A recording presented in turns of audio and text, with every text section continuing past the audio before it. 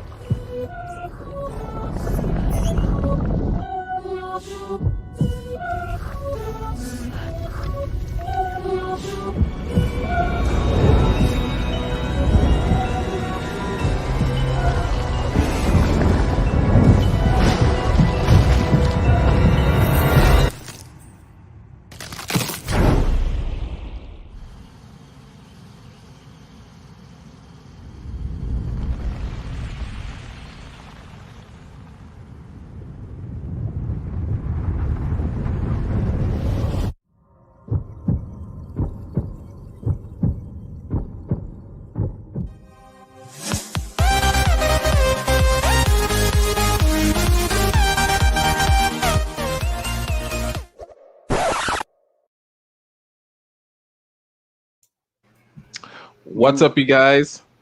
It is Katetsu here, and welcome to Gamerz Room episode 69. Am I correct? 68. God, I thought last episode was 68. Now we're saving 69 for something special. Oh gosh, it's too many. I'll be there. I'll try to be there for 69. Gosh. But anyway, this is episode 68 of the Gamer's Realm. I am your host Kotetsu. Introducing CHRONOZ is here with us What's today. We have Ryan here. Hey. Awakened Bacon, or should I say, Master? What was your title? Master Awakened Bacon, or I forgot what we did. What we do? The Mad Gamer Awakened. The Bacon. Mad Gamer Awake. Yeah, I am the mighty Kotetsu. You're Mad Gamer Awakened Bacon. We have Chichuki here. It's a great with us start. today. Great start we're going off it tonight. You know, Yeah. Hey, we're just letting it flow, man. you Just two are letting it flow. supposedly working together, and now you don't even know what games you are. So You know how long it's been? It's been a minute. It's been. But we have Chichuki here joining us today as well. And our awesome guest who was here plenty of times before. He is the formerly known as Black Pokemon Trainer, but now goes as Justin. Everyone give it up for Justin. They're at the What's going on, right guys? corner of our screen there. My government name. But we all know why we're here. You guys see the insignia there. You guys see the title. You guys know what tomorrow is. It is E3. This is the E3 that should have happened last year, but it is happening this year. It is very exciting. We have so much to discuss and talk about E3, what we will see, what we hope to see, something that we just won't even expect to see. You're going to hear all that here today. But before we get into it, how's everyone doing? How's everyone's day been going so far? You guys been good? We got CHRONOZ with his Mario Odyssey hat on. I know that I've been kind of nocturnal over the past few weeks, so my days and nights are flipped upside down. I literally just woke up like an hour ago. nice. So that's where I'm at. Oh man, and we can't have a live stream without Ruby. We can't live stream without Ruby being there. She's just a part of this now. She's part of the crew, whether Exactly. CHRONOZ likes it or not. I love all you guys. You guys are good. You know, just as long as you guys love me back. All right, overall, so- I've been good. I'm sure you guys. That's love me good. too. That's good. Make sure you guys check everyone out. Their links and everything in the description below. Check them out. Go show them some love and support. Make sure you guys like, share, and subscribe to the channel. And we hope you guys enjoy the show today. But let's get into it. E3 predictions, what we hope to see, what we want to see, and what we hope to be surprised with. So that's what we're going to go into. I want to kick it off to Awaken. What just your general, just E3, anything, what you just hope to see. Floor is yours. What is it that, what can we expect? We can make up all kinds of predictions, which is what we're here to do. But, when it comes down to what we really expect, what's going to surprise us? We got, like we were talking earlier, Breath of the Wild 2 is something that everybody wants to see announced, especially with the 35th anniversary coming up. I'd like to see I know we're not going to see, and I'm sorry, CHRONOZ, we're probably not going to see anything Metroid, which would be cool. But I mean, maybe not. I don't know. Well, we're gonna see some Metroid. You think so? I would welcome it. I would welcome a new true Metroid game that we can all get behind. That would be super cool. Something to do with, as far as Nintendo goes, maybe something with Donkey Kong. I would love to see Donkey Kong. Well, that's the rumor going around. Yeah. That's for you, 2D Awaken. Yeah, I would love to see something with Donkey Kong. We haven't seen anything with him in a while, and it would be just as big as anything else they can. I mean, when you think of Nintendo, what do you think of? You think of Link, Mario, Donkey Kong, and Metroid. It's like the Power 5. Yeah. So I mean, what else could possibly, they couldn't go wrong with that lineup. As far as like maybe Microsoft's concerned, I'm sure they'll shard out some kind of dingleberry shaped Halo game announcement. I've kind of lost it with Halo 4. It used to be one of my favorite franchises. Just as far as a first-person shooter that you can get together, but they lost the split screen couch co-op in the 5th game. So I've been kind of out of it, but at the same time, they're going to do it because what else does Microsoft have that we'd be excited about? They brought back split screen on the remastered versions, right? At least for 1, 2, and 3. Oh, the old school ones, yeah. Yeah. That's like the ones that came out for Xbox and Xbox 360. Yeah, that's still incorporated in there. But I think for the newer ones, they're just like. And 4. I get it. I get it. Online is like the thing. Couch co-op is kind of like Nintendo. It's been like on the back. Pretty much. It's on the back seat for a lot of these developers now. It's just really about just being able to connect to other people and playing.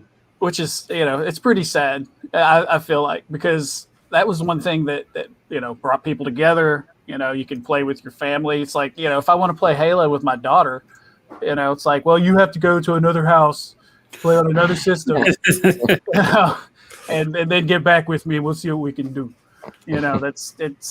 It's ridiculous. I understand that it's easier. It's easier for programmers to leave that part out because they have to kind of reprogram the landscape and the background and kind of scale it to make split screen. But the last great split screen game that we had as far as first person shooters is Borderlands, and it's kind of I didn't even play the third one, but I love the first 3 that I played. Let's see what else. Which is the third one, but the prequel's in there, so I forgot about that. Yeah, the pre-sequel or whatever it was called.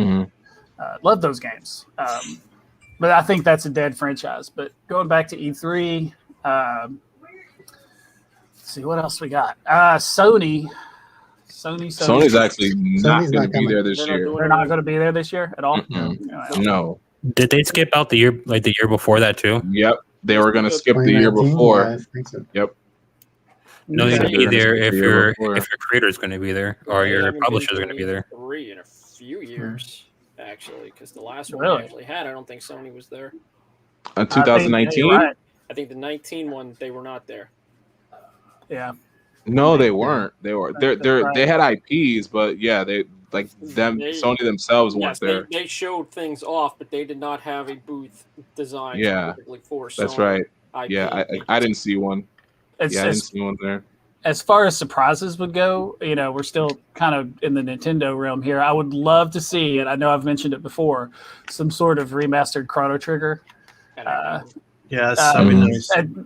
Something along the lines of Octopath Traveler. Not like doing it completely different or anything like that, but just a remastered, some sort of something that really attracts people from today, because people would love kids would love that game, but it kind of has a look that we like, but if they gave it a little bit more of a remaster and a polish and just re-released the game as is, that would be a good surprise. Kind of like how I think we're gonna say the same thing. Go ahead. I was gonna say Zelda, and then like they remade some of the Final Fantasy games. Like they have like the same style of graphics. Like what were you thinking? I was gonna say the Dragon Quest 3 remaster that they announced a month ago. Yeah, that was good. That. But Dragon Quest, honestly, I feel like if we got a Chrono Trigger, I would like to see it done like Dragon Quest 11S, where they have like the kind of full recreation of the original, but then like really show off the Toriyama art in like full 3D. I think we're less likely to get something like that, but I really want the Toriyama art to get shown off if we get a remake of it. And I think we've talked about it before. Like it just preserves the essence of Chrono Trigger.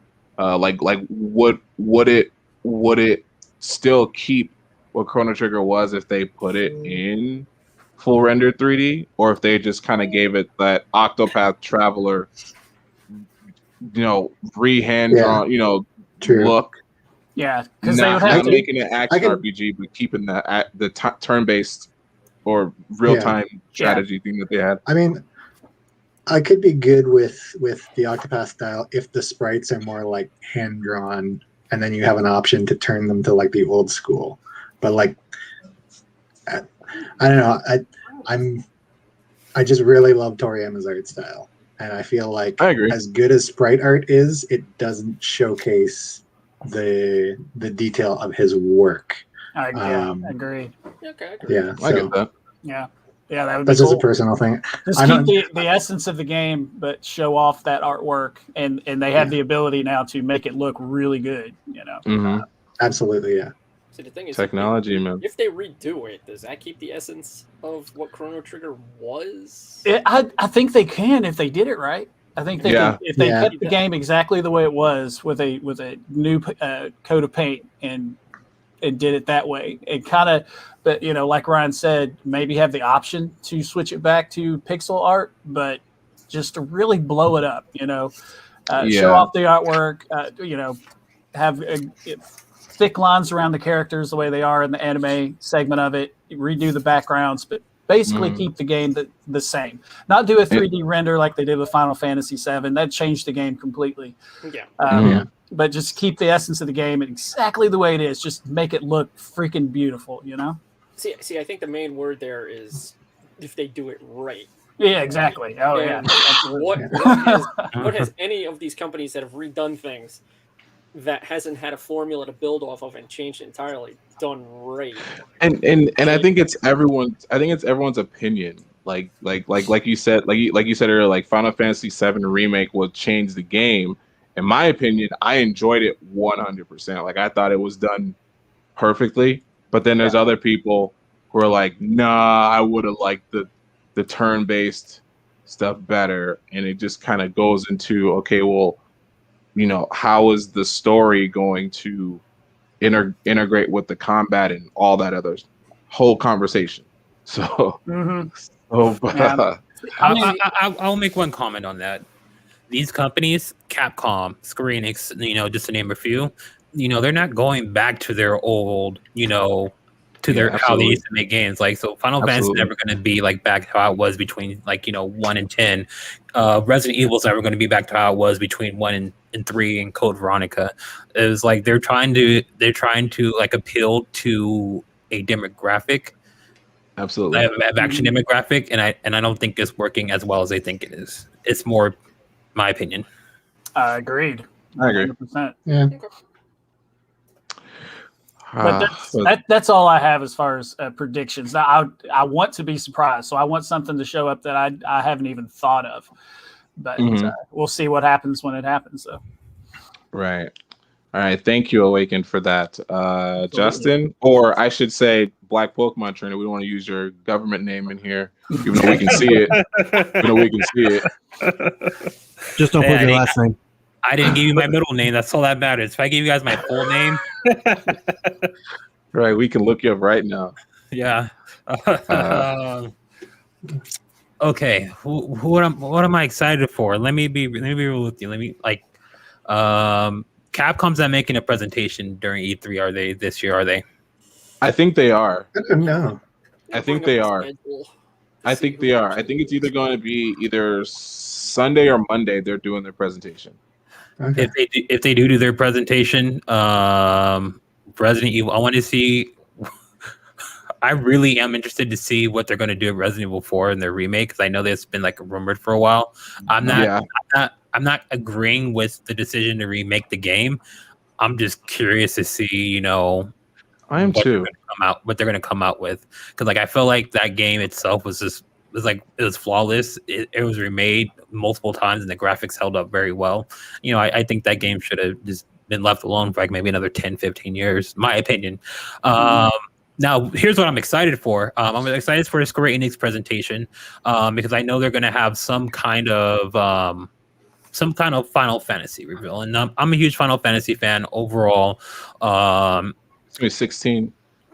It will either be 16 or it will be 17. 7 Remake Part 2. Like 17, Jesus, we haven't.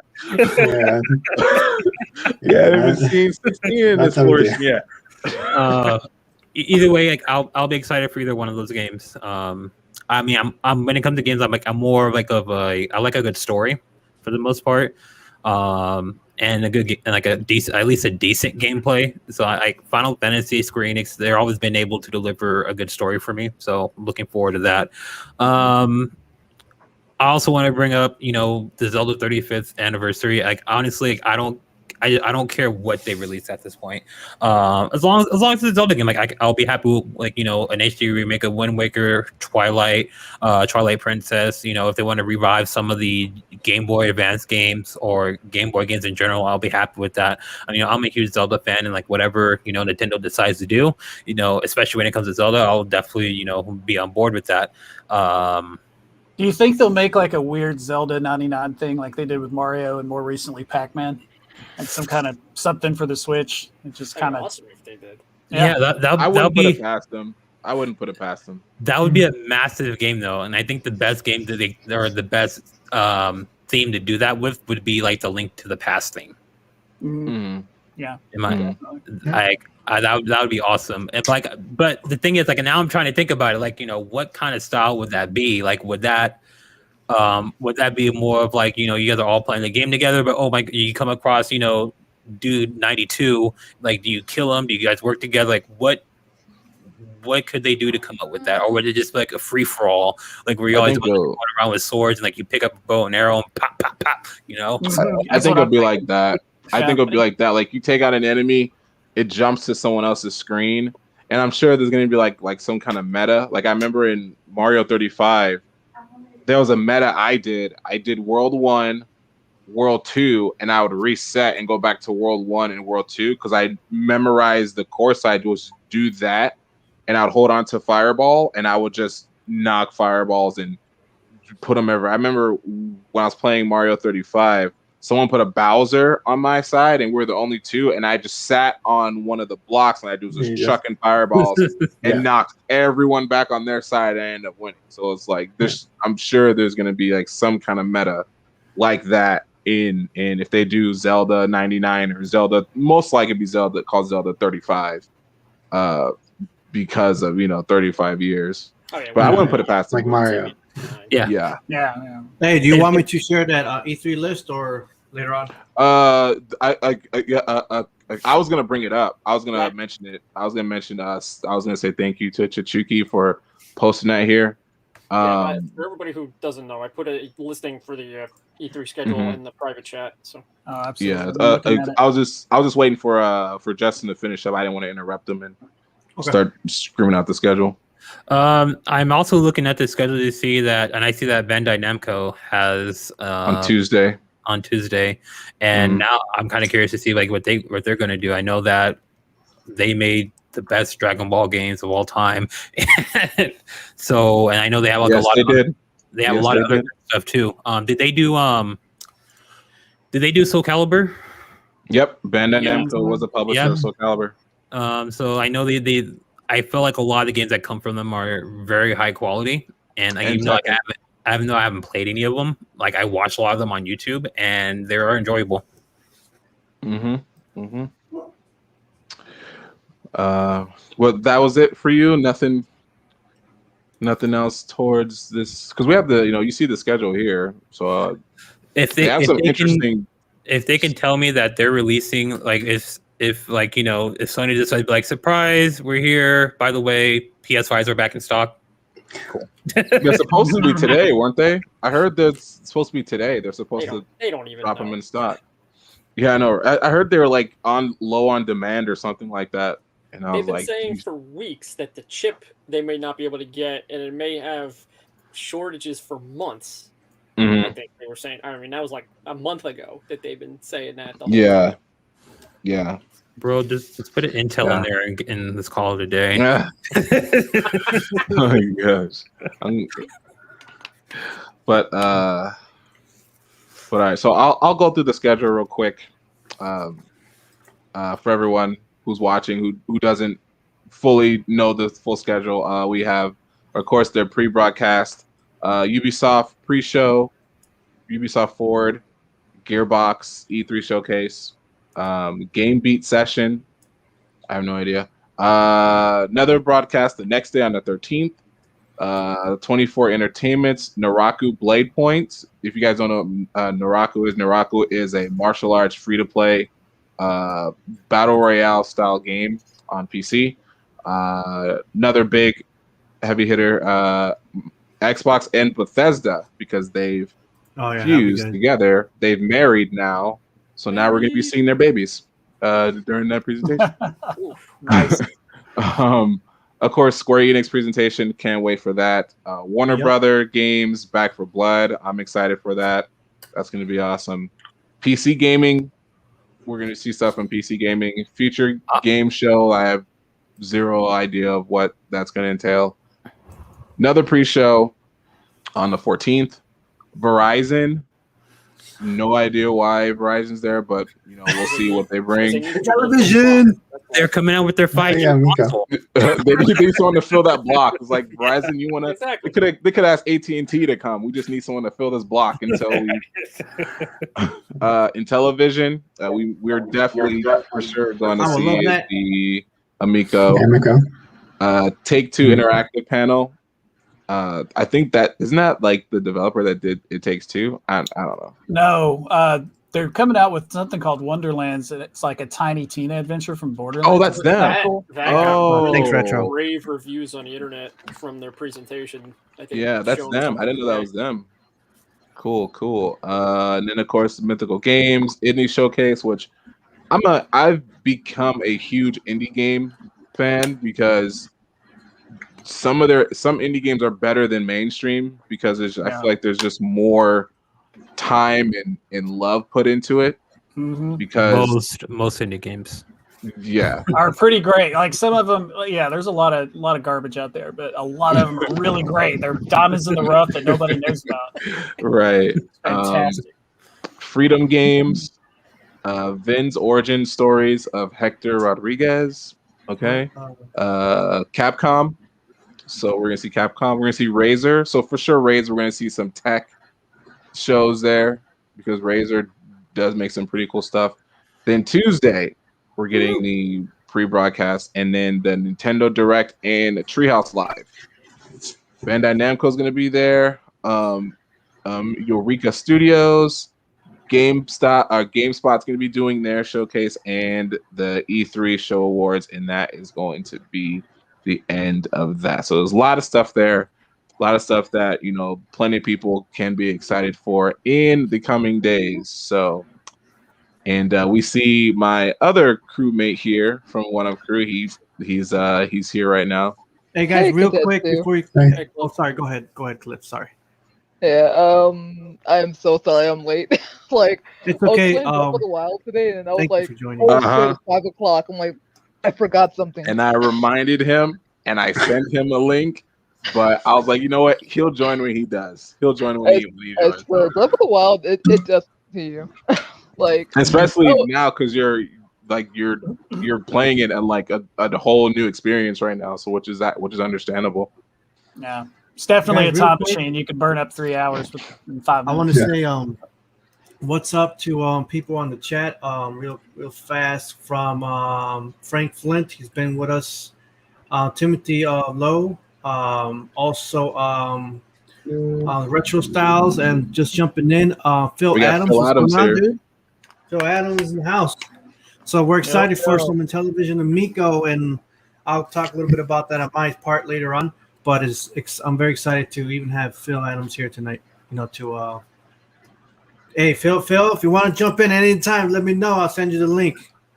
So, all right, from there. All right, cool. So we got the schedule.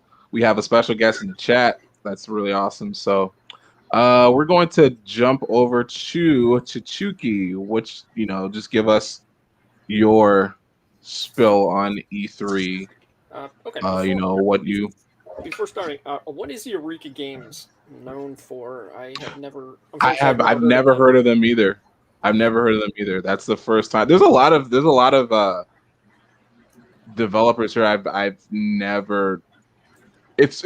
I'm sure it's gonna be hilarious when it's like if we look it up and we see what they have, and it's like, oh, yep. See, I was just gonna say that. Like we'll look up the developer and we'll see what games they have, and some of those games I recognize. They've done the Jean Yun sword. I've seen that. The Scrougebringer. Scrougebringer is actually pretty good. I played that. Okay. I've heard of Neon Abyss before too. I've actually played that. I've heard of too. Yeah, Island of Deception, the Immortal Mayor. Yeah, that whatever that is. Yeah. Either way, they're getting their name out there if they got their own section on E3. Mm-hmm. Mm-hmm. I mean, definitely. On Tuesday, also. I mean, that looks like the big day. Tuesday. Mm-hmm. Yeah, exactly. Let's see. What am I looking forward to at E3? I mean, pretty much anything Nintendo shows off, I'll be interested in. I want to see more Pokemon information on the Arceus game if they show anything. I know they gave a release date of 2022 in January, but I want to see more of that if they bring anything with that. I'd love to see a new Mario game of some kind because that's just what I am. I love Mario games. If they want to give me a Mario hockey game, I'd be fine with that. I know they're not going to, but if they want to, I mean, hell, I'll do it. I'll play it. I'll show it off. That kind of stuff. I think we're going to see a Metroid Prime title screen. And that's it. Did you just say that just for Chronos, just to give a little bit of that like a half hour ago, but I didn't end up talking either. But then No, they can't do that. And then in the case of things that will be surprising, geez, I don't know. If they don't show anything Breath of the Wild 2, I think they have a missed opportunity. I think so too. I think they'll start the presentation with a Smash character, and then either end with a Smash character or the Breath of the Wild stuff. And they'll miss an opportunity if they don't do anything with Mario Kart. Oh yeah, like they have to do something with that game. I mean, if they want to bring out Mario Kart 9, sure. If they want to bring out DLC for Mario Kart 8 because it's still selling like crazy, I think sure. We'll definitely see something. A lot of problem. Yeah, I second everything Chichuki said. All of that. And then I would like them to give us Dark Souls 2 and 3 on Switch if it's not already, because I'm not the biggest Dark Souls guy, but I want to be able to play it on Switch because I played 1 and 3 on and off. I mean, I'm not great. That's probably why I do it on and off.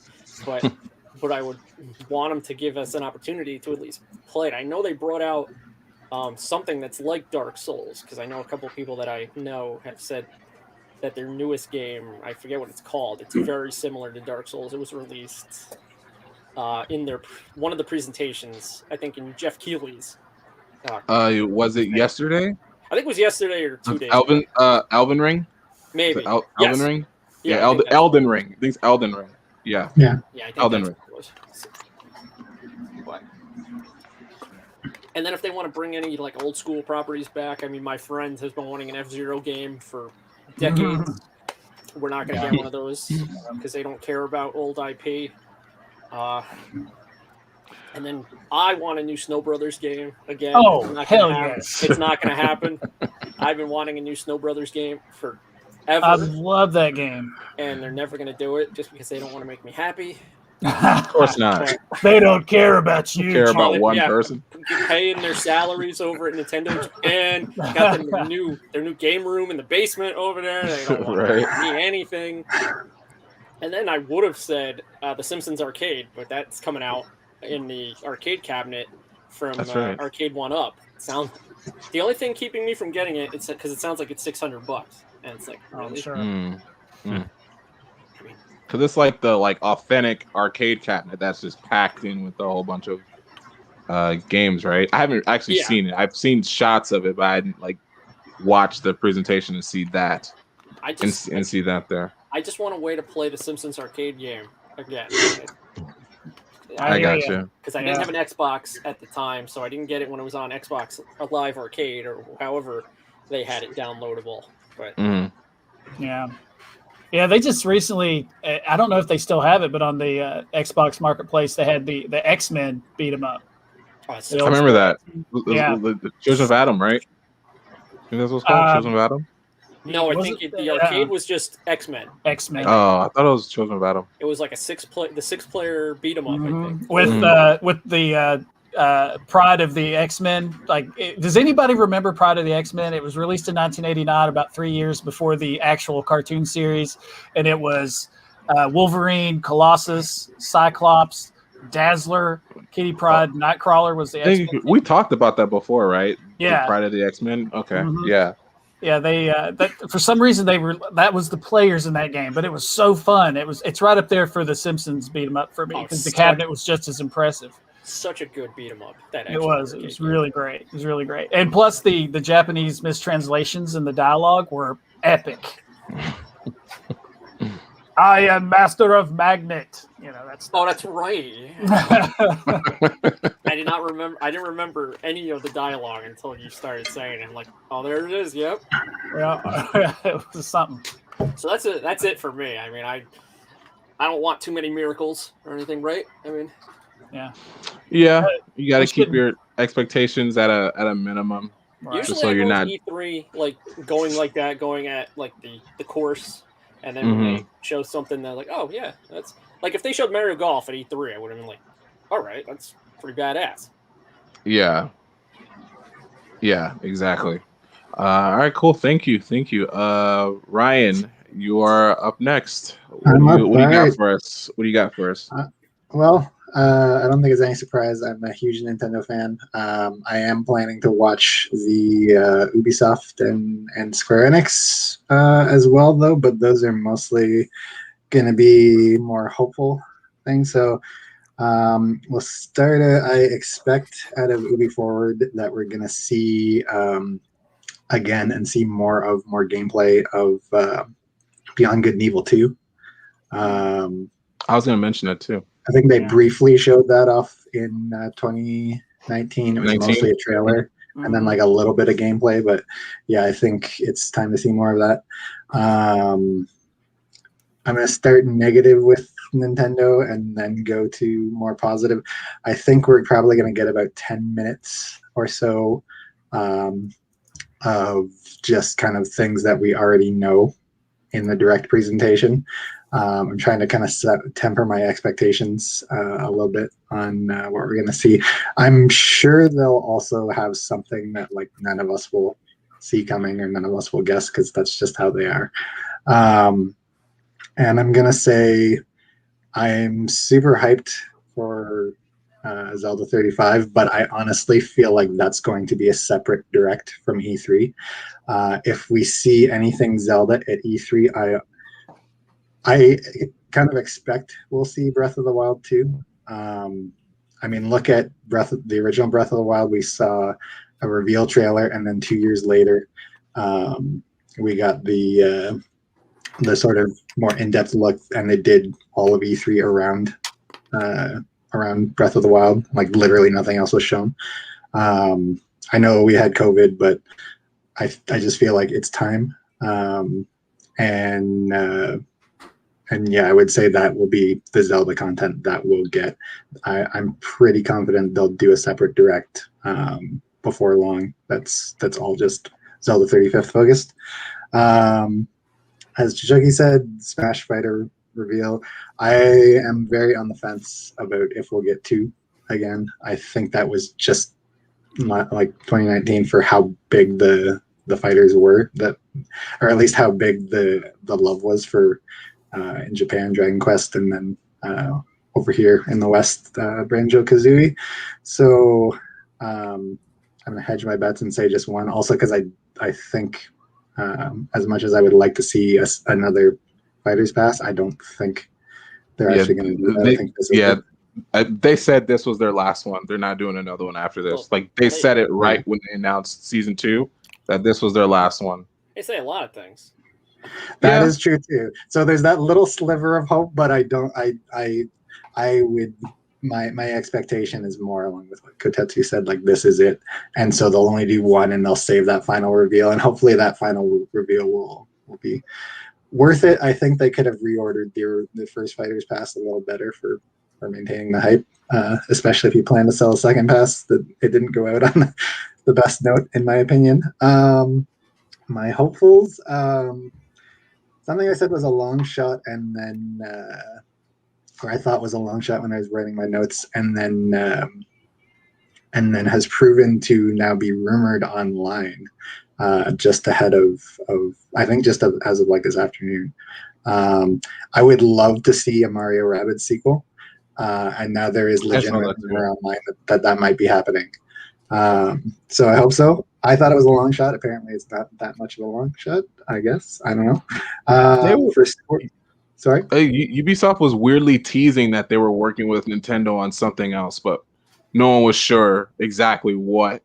I mean, the immediate thing was okay, Rabbids, Mario plus Rabbids 2, but that was just speculation. But I think Ubisoft said they were working with something with them again. Is there a reason to hide that though? If they were working on something with Nintendo and it wasn't Rabbids 2?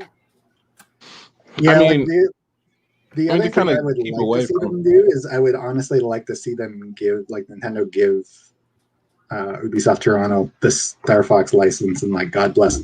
I hope so too. Yeah, because I would love to see that. That's I have no expectation of that actually happening. It would just be I would love to see that too. I'd love to see that too. My hopefuls for Square Enix, I feel like either we'll see more, although it feels a little bit too soon. I'm not sure of Final Fantasy 16. I think we might. I would lean more we see that than the second part of remake at this point. But I think they're overdue to announce the exclusive with Sony was only 1 year. And yeah, they've got the upgrade for PS5 and the DLC, but that doesn't in any way extend, as far as I'm aware, that exclusivity. No, it doesn't. I feel like ports are overdue to be announced. It's already been over the year mark that they were supposed to have exclusive. So I expect Xbox and PC. I'm pretty sure there's no way the Switch will run that. No, as much as I would love to have it on a Nintendo system, but I think PC will definitely get it because Sony has gone out and said we're going to bring more of our IPs over to PC.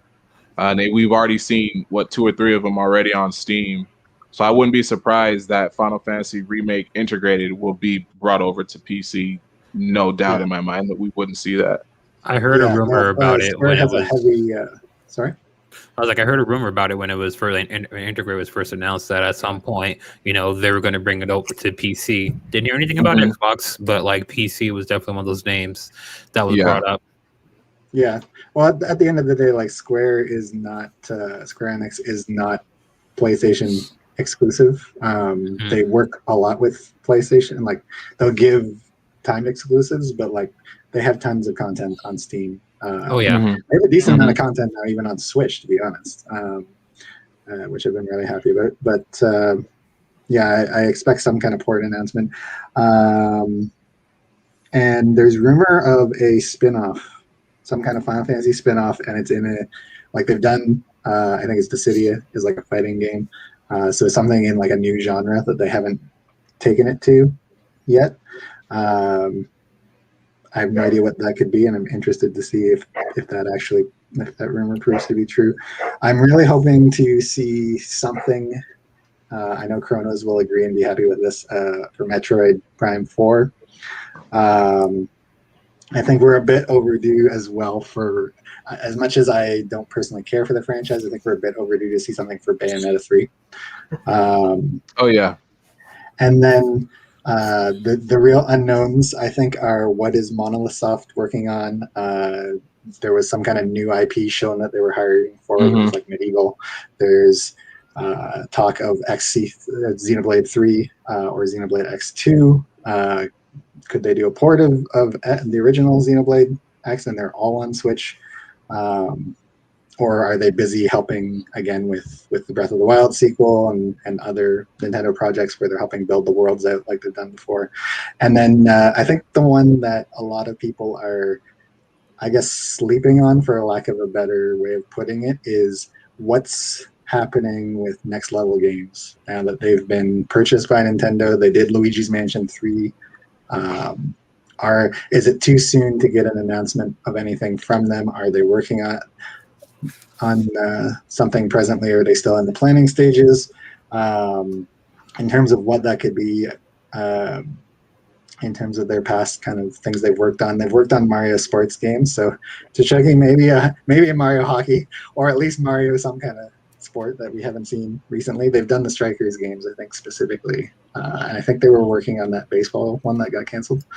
That might be wrong, but they definitely did Strikers. And they've worked on, although it was my personal, the one that I have no interest in, they've worked on Metroid before. They did the Federation Force that nobody really wanted because it's not Metroid, but could they do any kind of like compilation port or whatever? I would love to see, again, I know CHRONOZ is going to be 100% on board with us. I would love to see Prime Trilogy HD happen. Of course. I'm going to temper that expectation or any hope of that with, I don't feel it's coming out before Prime 4 because I feel like they want the sales numbers to justify it. But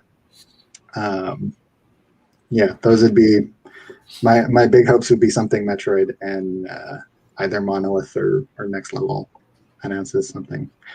But we'll see what happens. I would think that they would put the Metroid trilogy first just to see if there's still interest, and then sales-wise, and then they're like, all right, cool, there's still a good amount of people who are interested in the Prime series to then kind of give more an incentive to kind of like, all right, we need to put our foot on getting someone in here to help us finish 4, Yeah, that's fair, but I feel like the just showing the logo like in 2017 shows within at least the gaming community there is interest. You showed us literally nothing and everyone lost their minds. Everyone that likes Nintendo basically lost their minds over, Prime 4 is happening. So they know it will sell. Do they know, like they don't know kind of what numbers it'll do, and does that justify then giving more love to Metroid, which they should do as a fan. I feel they should do, but does the business bear out what I want as a fan? We'll have to see. What were you gonna say, CHICHUKI? I was gonna say that the Metroid fan at this point doesn't care what they get. They only care if they get anything that is remotely like a Metroid game. Yet that's basically how they go into thinking that, we're not going to get anything, and then they get Metroid Prime 4. If they go into E3 thinking, nothing's going to be shown, boom, we got a new title sequence. I also think that if they didn't switch developers, we would have already seen a lot of information on Metroid Prime 4 about last year. They switched like 3 developers, like from halfway through the development. They didn't like the development of the product. Yeah, like they said they did from guys from Halo, and they said somebody from Borderlands, and then something else. And then I've said this a million times. I've said if a developer is like cycling through like all of these other developers that help them, that means like what they're doing, they don't like what they're doing with the series. So they're trying to find somebody to say, hey, we want it like this. Can you do it?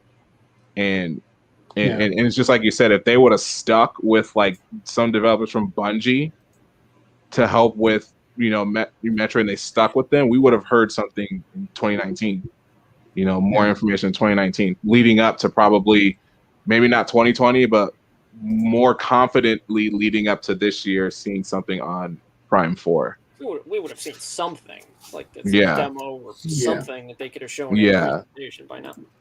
Yeah, exactly. I think Awaken was going to say something.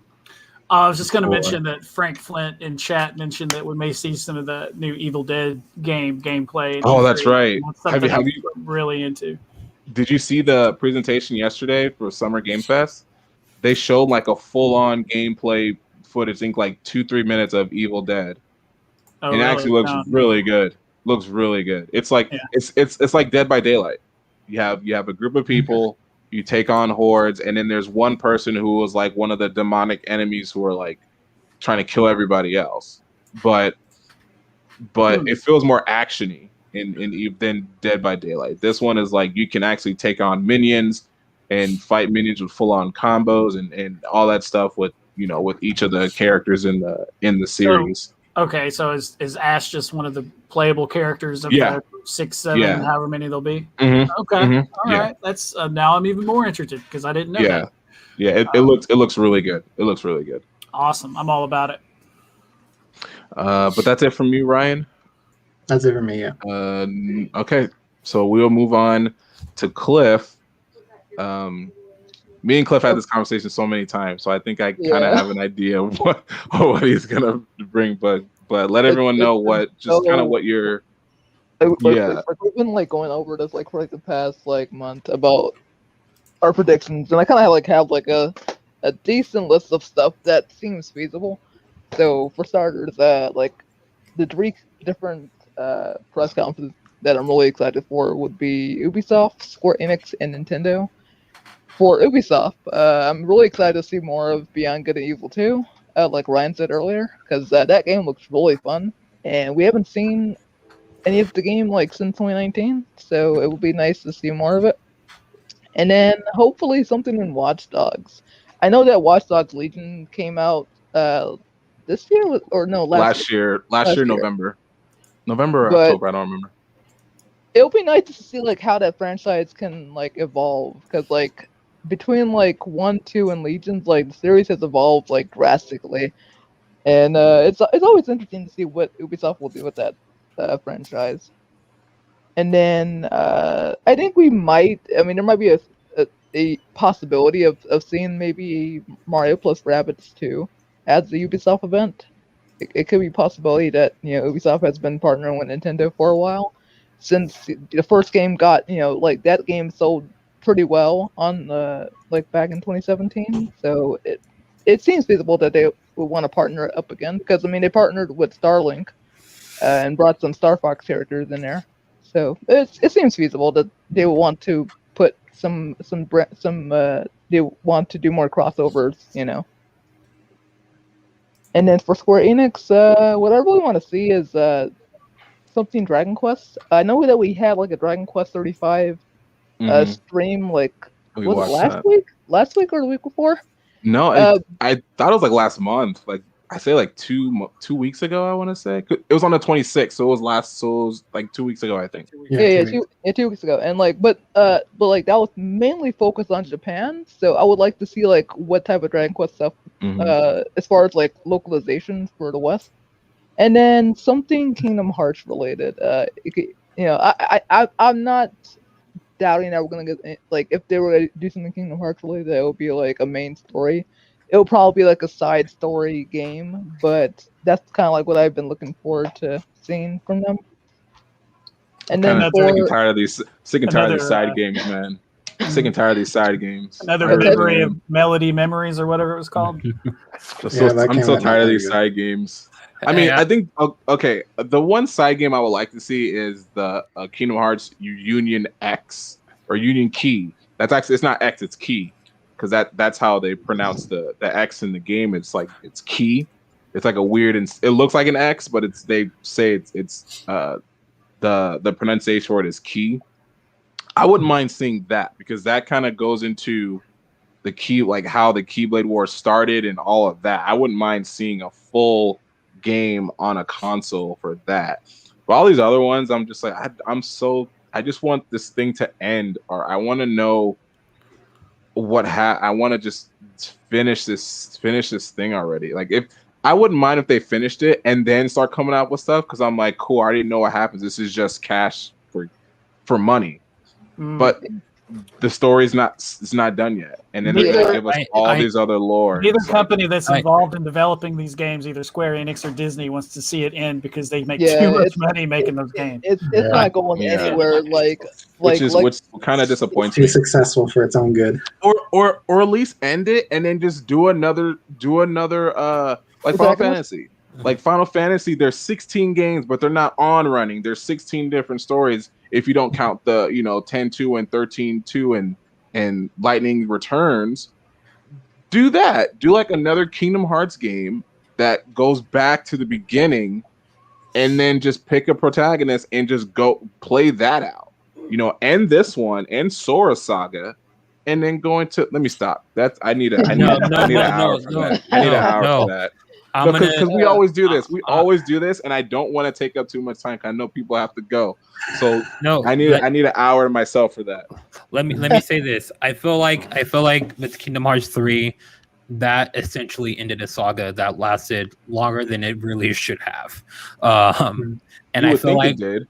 I feel like with whatever's going to happen next is going to build off of a story that was already started, like in the previous saga. So I feel like it's going to go like in a completely different direction than what we have seen with every Kingdom Hearts that was previously released. No, but with 3, if you remember 3, Sora's like gone. So everyone's like, where the heck is Sora at? Mm-hmm. So now we're like, well, great. Now we got to know where Sora is. And then it goes into the ending where you see the other 4, the 4 previous Keyblade bearers, like the first 4. And then keep forgetting his name, but he was the guy who trained, Zigbar. Yeah, Zigbar. But he had his name. He had another. There was another. I think it was like Lucian or Lu something, who actually trained those 4. And then you see the guy who brought the black box. And if you remember seeing the animation for that in 2.9, that black box has some kind of significance to it, but no one knew. And now they bring it back into Kingdom Hearts 3. And then Maleficent mentions it. She's looking for a black box, but she can't find it. And so now it's at a point where it's like, okay, we got to find Sora, and we got to know what freaking Zigbar is doing with the 4 first Keyblade wielders and this black box. So now it's like, well, great. Now we wait another 4 years to figure out what the heck is going on with this stuff. And I'm like, I don't know. Like I honestly would have respected the fact that they would have just ended it. Like if the DLC would just conclude everything and then just give us a brand new, because that's what we thought Kingdom Hearts 2 was. We thought Kingdom Hearts 2 was a brand new protagonist, but they just brought Sora back. But like I said, this is a separate thing. I'm not going to take up. Go ahead, Cliff. Whenever you bring up Kingdom Hearts, it just tugs something. So all right, guys. It's okay. It's okay. I'm gonna have to dip out now. Yeah, I got to do the same. But we appreciate you guys stopping by, giving us the time and stopping by.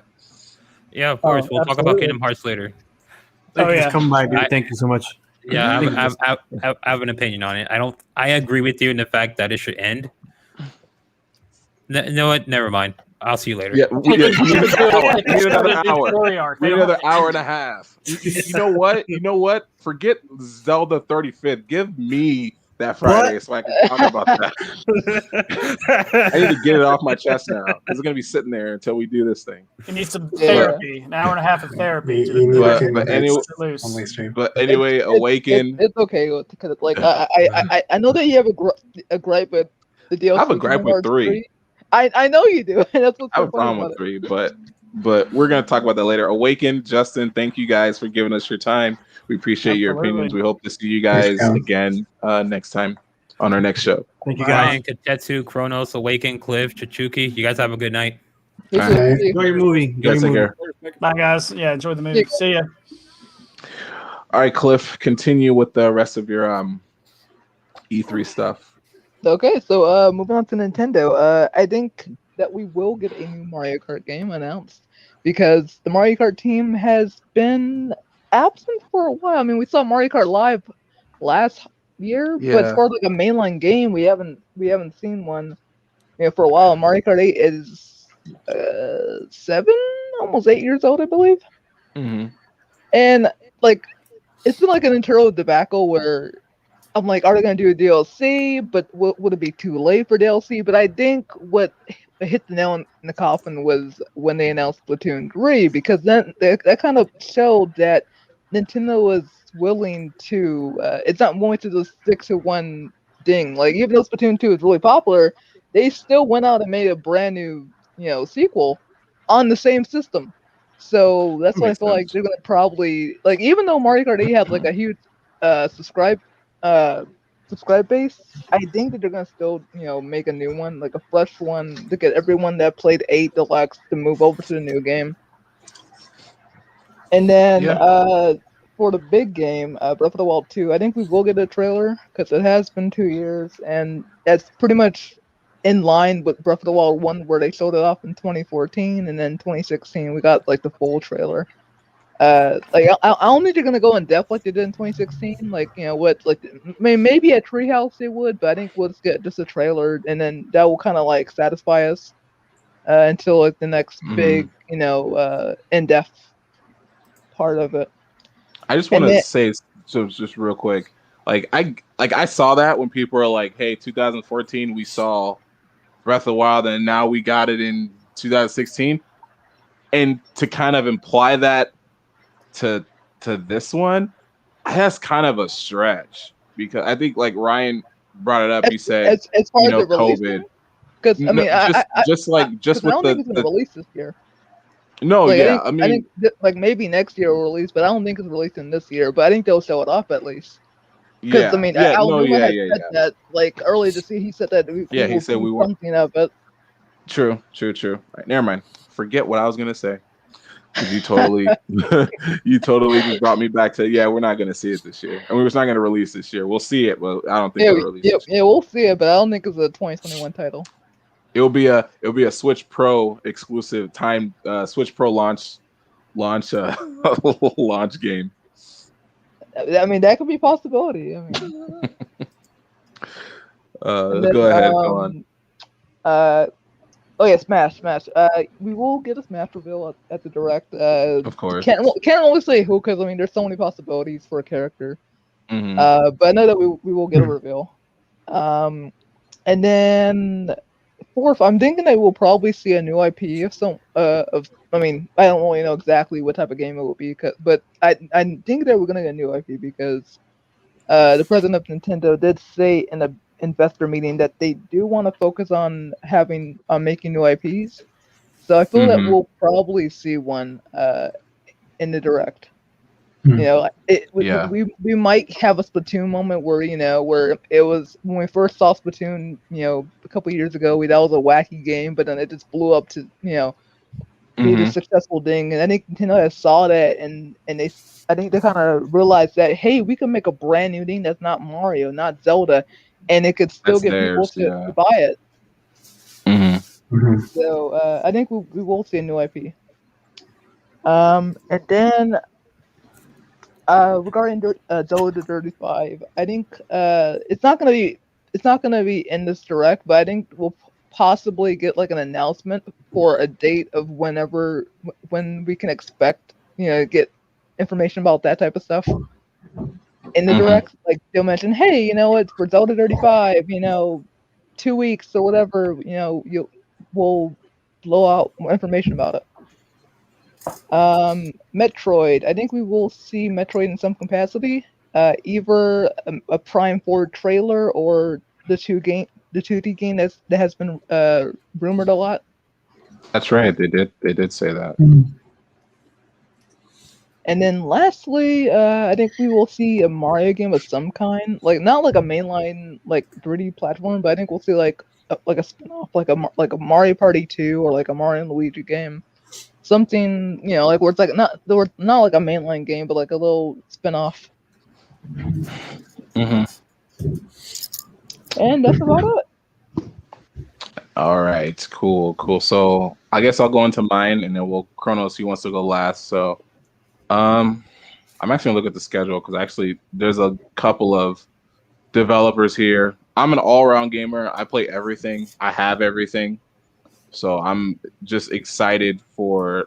I don't think I'll be disappointed, because everything in this schedule is everything that developers I play and all that. So I don't think I won't be satisfied with what I'll see.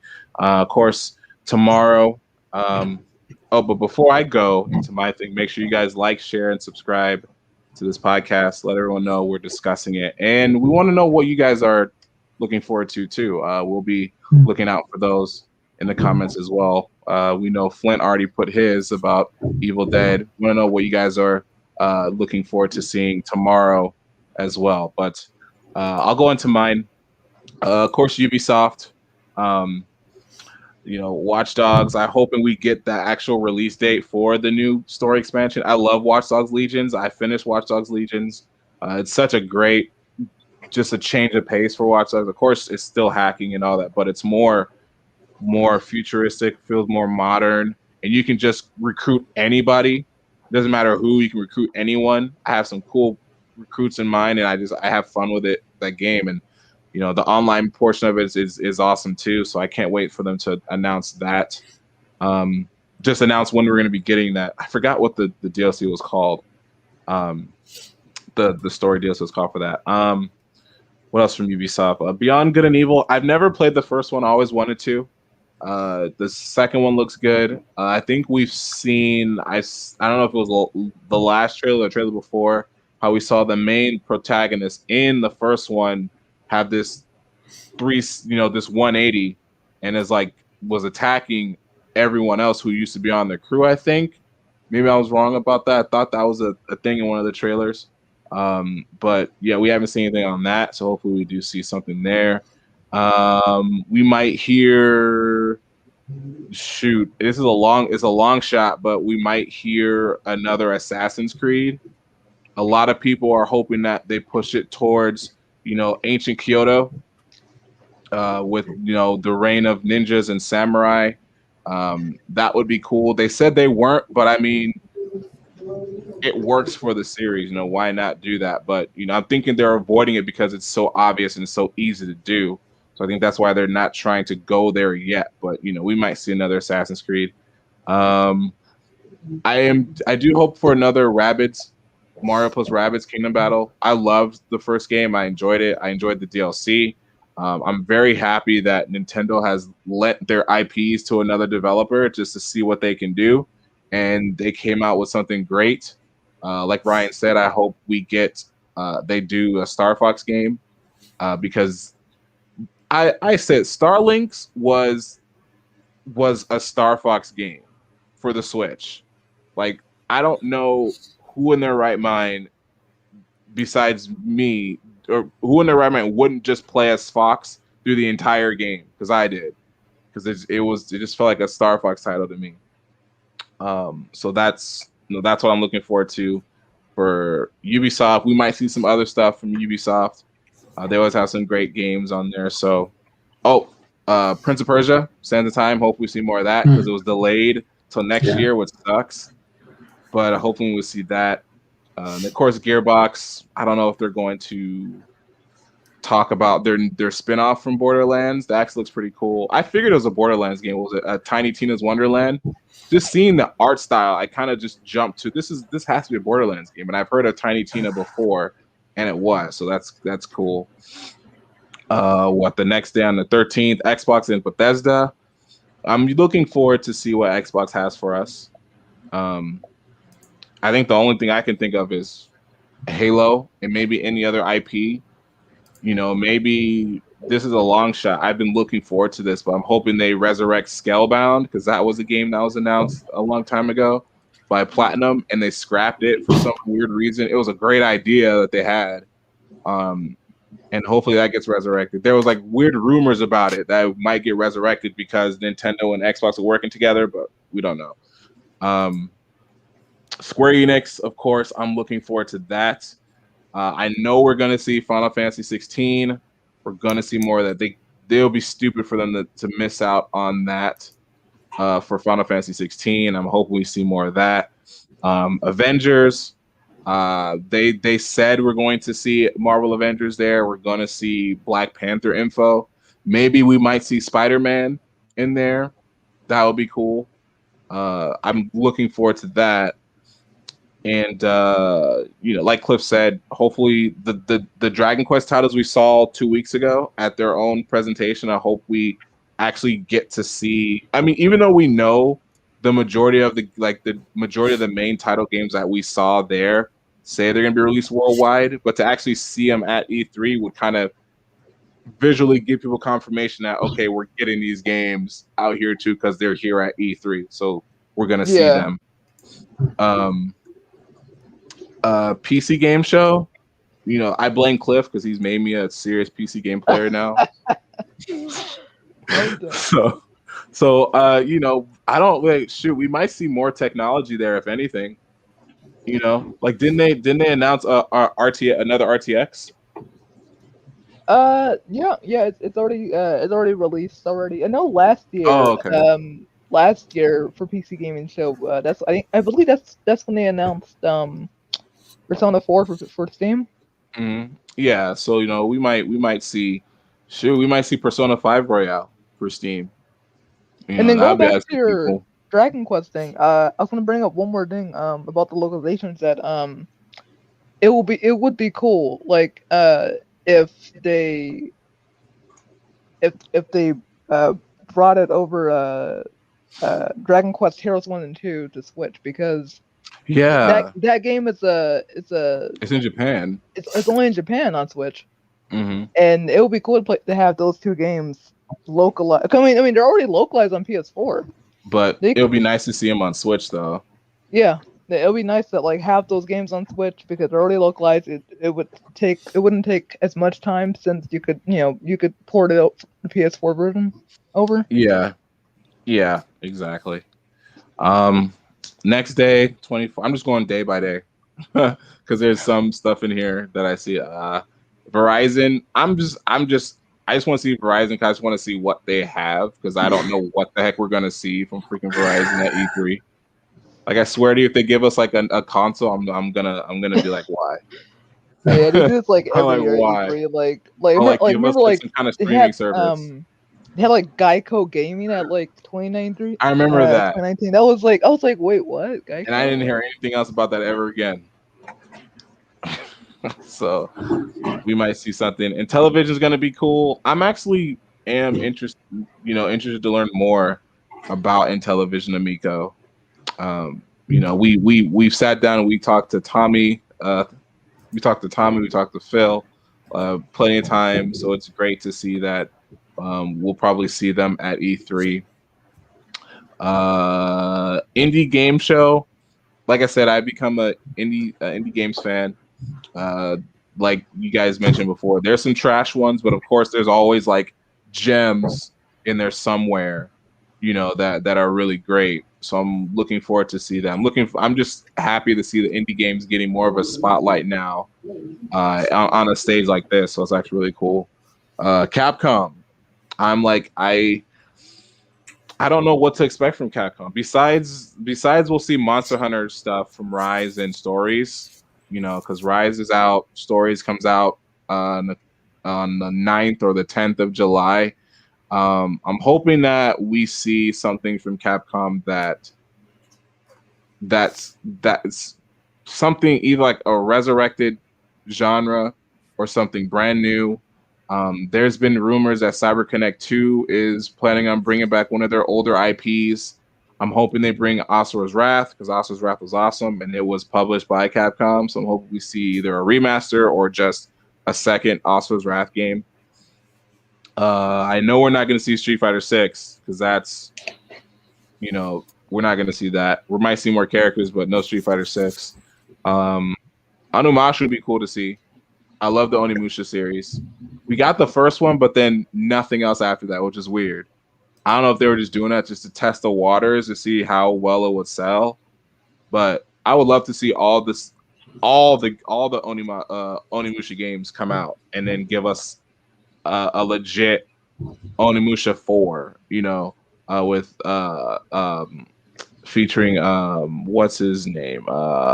Just to bring back Samanosuke. To see, where he's been the past, 15, 20 years. And of course, Razer, we're going to see some awesome tech products from them. That's going to be cool. And of course, I think the 15th is probably the hypest day. Like, honestly, I think the 15th is probably like the biggest day of E3. Of course, Nintendo, the Direct and Treehouse Live. Now I'm just gonna gonna go off of what we've seen in the past, from big releases from Nintendo and how they conducted their Treehouse Lives. So, of course, we're gonna see something from Smash. Me and Cliff talked about this before with our other crewmate Adam, that they might do a dual reveal, that we might get this character, but then we'll get a teaser for the next one. Not a full reveal, but like a teaser for the next character. You know what I mean? Like we'll get like a full on reveal trailer, and then at the end of that reveal trailer, something's gonna happen. It's gonna be like a teaser for somebody, you know, for the last one. Because I honestly feel like these last two are gonna be like the thing that's just gonna like solidify that we're no more characters, but we're giving you guys probably the most unexpected but awesome characters in this game as our last two characters ever, you know. But like Chichuki said, you know, we might secretly get something else. But then there was but I did hear that Sakurai is retiring, so we don't know. That's kind of a mixed bag. Like either retirement or he says no, but then the story goes that they say yes. So yeah. Who knows? Yeah, like it's just his yeah. It would just be like the magazine articles that he's doing, that he's retiring from that. Mm-hmm. Although, frankly, I mean, for all the work that he's put in, he's well earned his legacy. Yeah, he decides to exactly. Like when he said that, I said, "Good for you, man. Get the hell out of this toxic environment. Get out of here. You've done more than you should have, and people are unappreciative. So you know you deserve a retirement." But yeah, I think that we'll get a character reveal and a teaser for another character for Smash. What else? Definitely a Mario game, either like a spin-off or like a side, something that's not a mainstream Mario game. I thought Cliff was gonna say this, but like Mario Warriors from Koei Tecmo. That would be cool to see. It's funny because like I was trying to be realistic with it. I was like, you know, like what would they actually? I mean, like I want that. I want a Mario Warriors game, but would they actually do it? That's the other question. It would be cool to see because it will just be so unorthodox. Yeah, you know what I mean? It would be so unorthodox, and it would be cool to see. I would love to see it. But that's wishful. That's like my pipe dream is seeing that. Yeah, I mean, it's almost like asking for Kid Icarus HD. Right. But yeah, like some kind of either. I mean, I think we're gonna see a mainstream, and we're gonna see like a Mario game to hold us off until we get the mainstream, like how they did Mario plus Rabbids Kingdom Battle, and then like a month or two after was Mario Odyssey. You know, they might do something like that. A new IP from Nintendo, hopefully from Platinum Games, because Astral Chain was awesome on the Switch. I think it's one of my favorite Switch titles is Astral Chain, but definitely new IP. Definitely Breath of the Wild 2. Like they cannot not show Breath of the Wild 2 off. You know, we might not get full gameplay. You know, that might be saved for the anniversary, but definitely a trailer and maybe like a release window for that, and then more information on the anniversary of Zelda. What else? Someone mentioned it earlier. I hope to see Pokemon. Pokemon Arceus is like I don't care about Diamond and Pearl. Like the second, I honestly don't. I can give a crap about Diamond and Pearl. I didn't play the games before when they're on the DS, and so I don't really. I mean, maybe like sometime later, like if I'm like, all right, let me see what these are about, and go back and play them. But I think Arceus is like a game that's something I've wanted for a very long time. Was Arceus, something like Arceus, and I think Game Freak is so afraid to make a game like that a mainstream because of the community. So they said, this is not our mainstream. This is just a spin-off title. Guys, don't worry about it. And then that, you know, people be like, okay, cool. But if they said this was, you know, Pokemon, whatever these weird names that they coincide with the legendaries are, and it said it was a main title, then people would be like, what? This is a main title? No. Go back to the old Pokemon. And then I'm gonna be like, if you want an old Pokemon experience, go back and play all the other games that you haven't played, or go play them again. Because no it's one just can change your mind. Because it's just like Justin said, these companies aren't really going back to the way they were because they're trying to appeal to a new audience. So appealing to a new audience means you have to change your formula or change your format to be able to grab the new generation of gamers that like to be more to be more interactive with the games, not just turn-based or anything, but to be able to feel like they're actually controlling these characters and doing everything that would really immerse them into these games. So I think that's why Diamond and Pearl are the way they are, because they're just I laughed so hard when I saw that. That was funny. Everyone's like, we're gonna get a Diamond and Pearl remake, and it's literally the same damn game, but it's nice and polished for everyone to go and play when that releases in November. It's funny you said that. Because I really hope that Arceus does really well, because I mean I've told you like a million times, but I think that open world Pokemon is the future. Oh god! Like they need to go in that direction, because it makes so much sense. It makes so much sense to go in that direction. Like a straight up, I think a straight up open world MMO Pokemon game will just net them so much money, so that they can do so much stuff with it. I think that's the move, but it's not going to happen. That's just the internet on the Switch is better, or whatever system. Yeah, that's true. They're not going to waste their time with that. I mean, that's true. The best online right now is Mario Kart, and it's always been Mario Kart, and that is laggy as all hell sometimes too. Yeah. And so that will tell you that there will not be an online MMO Pokemon game anytime soon, because Game Freak will not. People complain about the trees in Pokemon games. They're not going to waste their time. I know. Doing an MMO RPG when the online is terrible. I mean, if Nintendo can guarantee that the Switch Pro, or whatever the next one is, when it comes out, is going to have hardwired in internet or whatever, then they can talk. Yeah. But even then, that's still being hardlining is still a toss up, even itself. Especially like games like Fortnite, which are demanding for like good internet connectivity.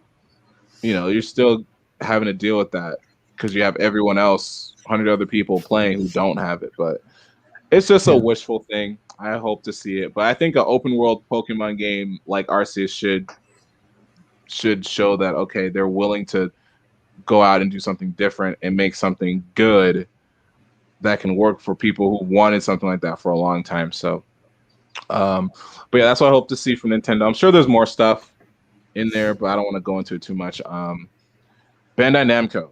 I am a huge Bandai Namco fan because I'm a huge anime fan, and most of the games, like anime games, they come from Bandai Namco.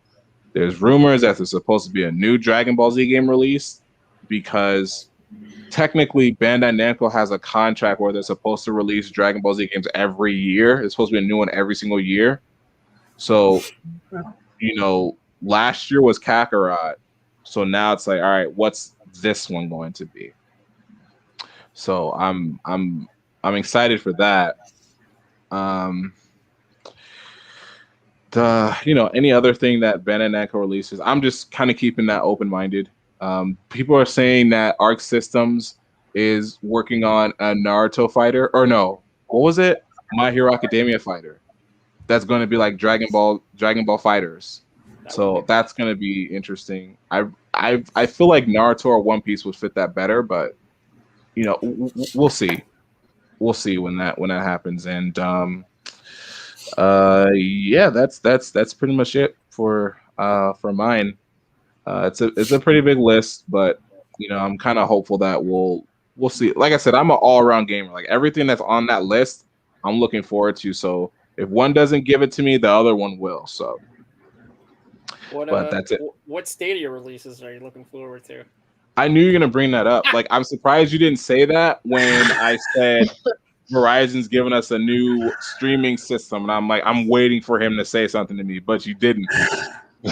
Honestly, I was tuning in and out. Man. I'm just gonna play along with you. I don't know. I don't know what Stadia is gonna give us. Seriously, didn't they just announce like 12 games for it? I heard something in the last 2 weeks. or something. In all honesty, I mean, I'm not busting your chops. no. I heard Not this something. time. I heard something, but I didn't dive deep into to see what they were gonna give us. Stadia releases. I'm actually looking too. Well, all games coming to Stadia this winter. 2020. That's not this winter. Come on. Oh, what did I do release date? I don't know. It looks like the newest one on this one is Blue Fire on June 1st. Okay. Which is not a bad get for it. Mm. And it looks like a lot of games some of them haven't even come out yet. Right. Like this little bullet point thing has Far Cry 6, Chris Tales, Control Ultimate Edition had to have come out, didn't it? Who cares? I don't know. Well, I know you care. I don't own one, so I don't know. I heard that they're doing they have their library of Ubisoft games. Like you said, Far Cry 6 is one of them. I'm pretty sure they're integrating the Ubisoft Plus. But it's not a bad idea. I think we've said that every time we talk about it. like Cloud, their idea is perfect, but like you said, they just executed it. It was just kind of poorly. Yeah, it wasn't a good idea. Like the better idea would be something more open, like similar to like GeForce Now, which is ironic because I tried that out like last week once I got better internet. And I mean, because like what Stadia has wrong with it is that you don't actually own your games, and with something like GeForce Now, like you basically just log into your Steam account and Epic Games account, and if they have those games on their servers, then you can play free of charge because they're the same games that are in your library. Mm-hmm. Like it doesn't make any sense paying $6 for a game that you're never gonna own. I can see that. Well, I thought you did own. I thought you did pay. That you did buy them, but they're like sitting in a library, so it's not like you can say, "I'm just going to download this, so it's on here now." It's like it's in a cloud. Yeah, that's why I thought you can actually buy games off there because they have some price point. They have prices for some of the games on there, but one of their things is like you pay like $9.99 to get the whole entire library of games. Yeah, that's and then like the other thing about it is that it is from Google, and Google is notorious for like ending projects shortly after they announce it. Like they have whenever they have something new that they're announcing, it typically doesn't last long. So that's the other thing. Like I mean, if I had to choose between digital and streaming, I'd rather go digital because because at least it's still it's like one more step closer to owning it. If you know what I mean. And it's like it's on you're not grabbing the game from a cloud based off your internet. Like you have it sitting here. All you have to do is just grab it, put it on your desktop or wherever you have your laptop, whatever, and you just boot it up, and you don't have to worry about anything like that. Because like for example, like Steam with the close down, at least I have something on my hard drive, you know. Exactly. Yeah. But yeah, that's it for me. Now we're gonna take it over to CHRONOZ. We know he has some stuff. We know we're gonna tease him about the stuff he has. Yes. So go ahead, take it away, man. All right, give me 1 second. I'm gonna take a 20-second. I gave you that awesome intro, and you're gonna take a break. Really? Hold on, real quick. 20-second break.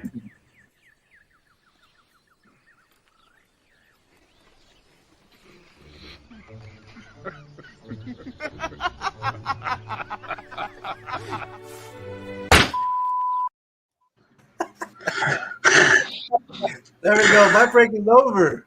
We're good. I'm never introing you like that again. I'm just gonna say this CHRONOZ, and that's it. Yeah, that's me.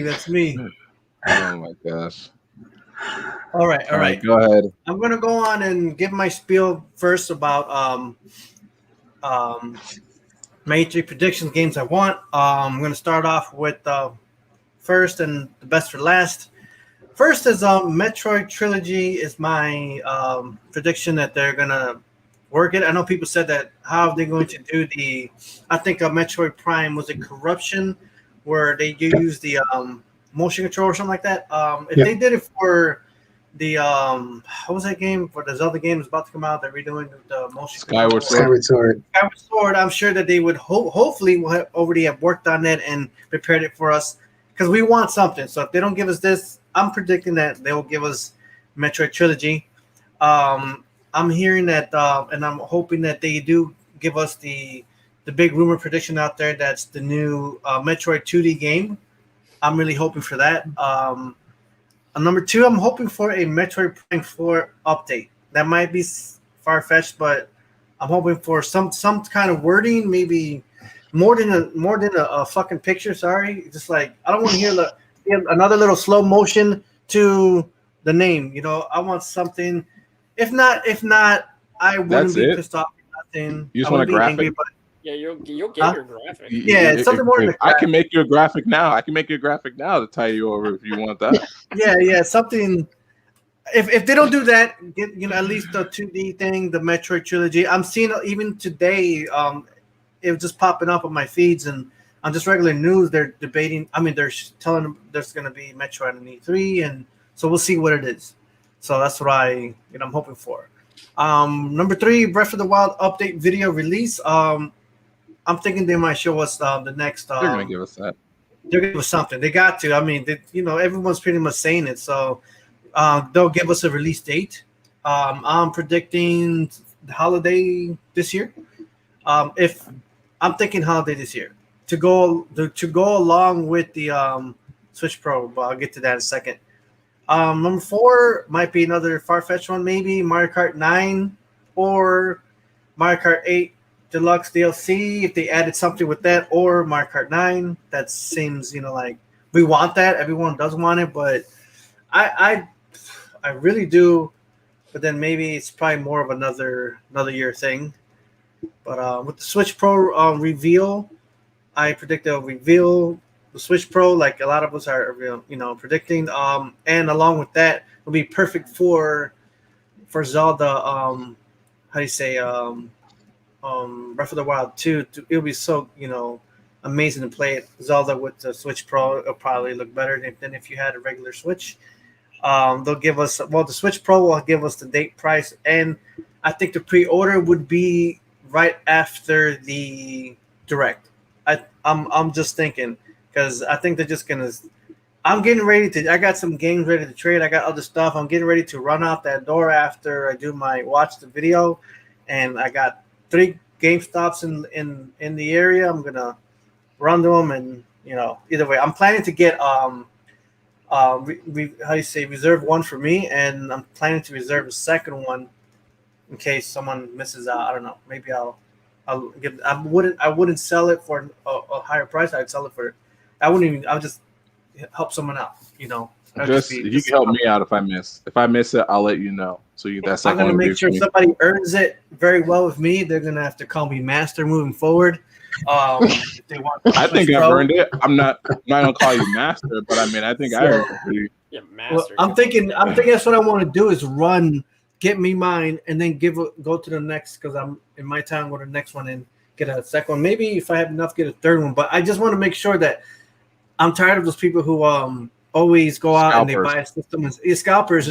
But if I got a few extra, I just put down payment. That person would just pay me back the down payment I put in there, and they can pay the rest. But no more than that. They pay exact price, nothing more than that. I want to be helpful. Not, it pisses me off. I'm sure you guys get mad at that too. Just real quick before I want to talk about the Switch Pro before we end off today, which I'll get our take on the Switch Pro. But go ahead. Go ahead. 6. I usually don't talk about PS5, but I've been playing it a lot more lately. I've been playing Metro and the latest Metro games. I love it a lot. My son kind of got me into it. Well, he did. Where I'm watching him play a lot, so I want to see something with PS5. Something new, something interesting. I want to see Hogwarts Legacy, maybe a new video. Something about it. That was my most wanted for PS5. I want to know more and get some more details on Horizon, the part 2. Was it Zero? How's he saying? Horizon? I forgot. I forgot what did you see the demo they had? Yeah, me and my son, we watched it. It looked pretty crazy, amazing. So that wait, you say demo or the no, they had a gameplay trailer. They had a gameplay footage of the game like last month or something like that. It was amazing. Full presentation for it. Yep. And then also get some information on Far Cry 6. That's something that I'm trying to get more. Go ahead. No, I say we will. We'll definitely get Far Cry. I'm trying to get some more information on that. It's going to. I do love my Nintendo, but I want something more manly, some action, shoot down. You know, just I played Call of Duty and all that stuff, and I'm playing the same thing over again. I want something different. So that's for that being said for PS5 and let me see one more thing. And for number 7, I want to talk a little bit about the Intellivision Amico, and I predict it's going to kick some ass.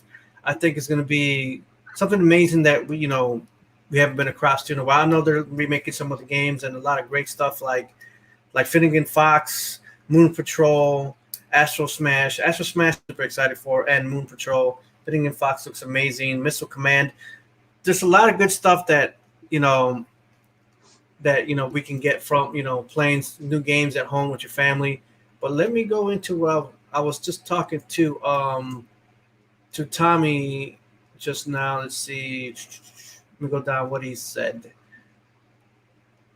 His Z3 prediction Miku video is going to be cool. That's what I got from him. Expect to see dolphins. So I'm hoping to see what that's about, and and we're all very excited. I was chatting with Phil Adams and Tommy, amazing guys, and let's see what else did they tell me. Just trying to read off here.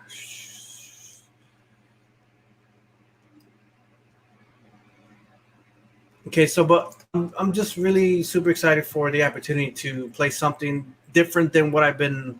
I'm playing a lot of Nintendo Switch and PS5, but more Switch. But I'm very excited to play at home with Television Amico, my and anyone else play at home. I got a lot of brothers and nieces and nephews that come by, and I want to get everyone involved. Whether it's using multiple controllers and using your let's say using your phones and things like that. So I'm going to play a quick video. It's about a minute long, and I'm going to just give you guys a quick update on the Intellivision Amico. Check this out, guys. Hi, my name's Tommy Tallarico. I'm the CEO of INTELLIVISION, and we are so excited to be a part of this year's all-virtual E3 because we're launching a brand new retro-inspired video game console called INTELLIVISION AMICO, which features very simple and easy pick-up-and-play games no matter what your skill level, but focuses mainly on multiplayer couch co-op. Check it out. Our controllers have simple-to-use color capacitive touchscreens, and we're going to be featuring this and a whole lot more this year at E3, Monday, June 14th at 12:45 p.m. Eastern and 9:45 a.m. Pacific. Hope to see you there.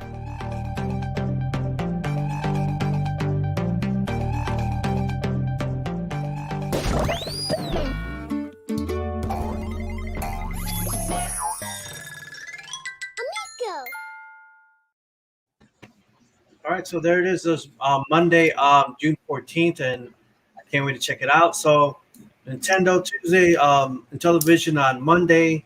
So when was the Sony Kotetsu? The or we're not getting Sony at all this year. Oh wow, okay, so forget Sony. Yeah, so either way, Sony's not coming this year.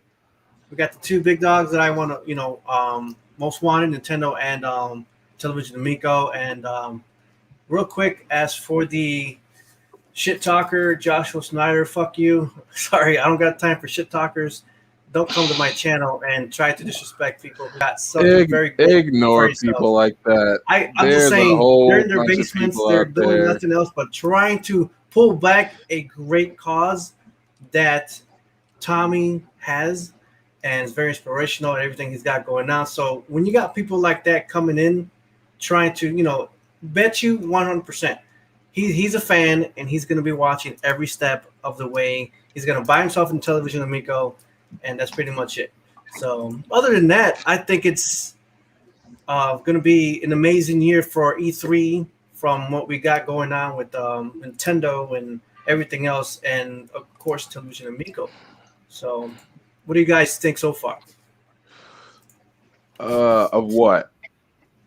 Everything, just kind of E3, just final year. It's been like I've been waiting for this for the last, let's say, 2 months, the last couple of months, and it's been something that I've never been excited for before. And I like the previous years, I came high expectations. I wanted something more, but I just felt like I wanted too much, felt so disappointed. But for some reason this year, I'm finding so much more excitement for Nintendo and Television Amico, and just and I'm going more in my excitement with some PS5 and Sony, what Square Enix got going on, and I've been just trying a little bit of everything. But overall, most excitement goes to Metroid, anything Metroid, Zelda, and Television Amico. All right, cool. So before we end off today, we've touched on Switch Pro for a little bit.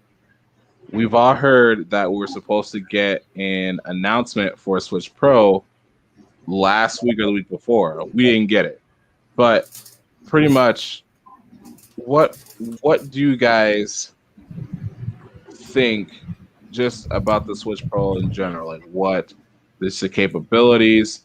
When are we even gonna see a demo of it this year? And if we do, when do you think we're gonna see? So when do you think we're gonna see it?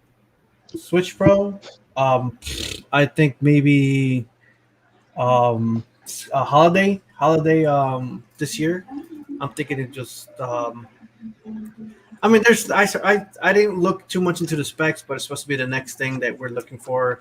Something maybe it would actually run our like every time when you try to get a game from PlayStation 3 or 4 or something, just trying to come into the Switch, but it doesn't play right.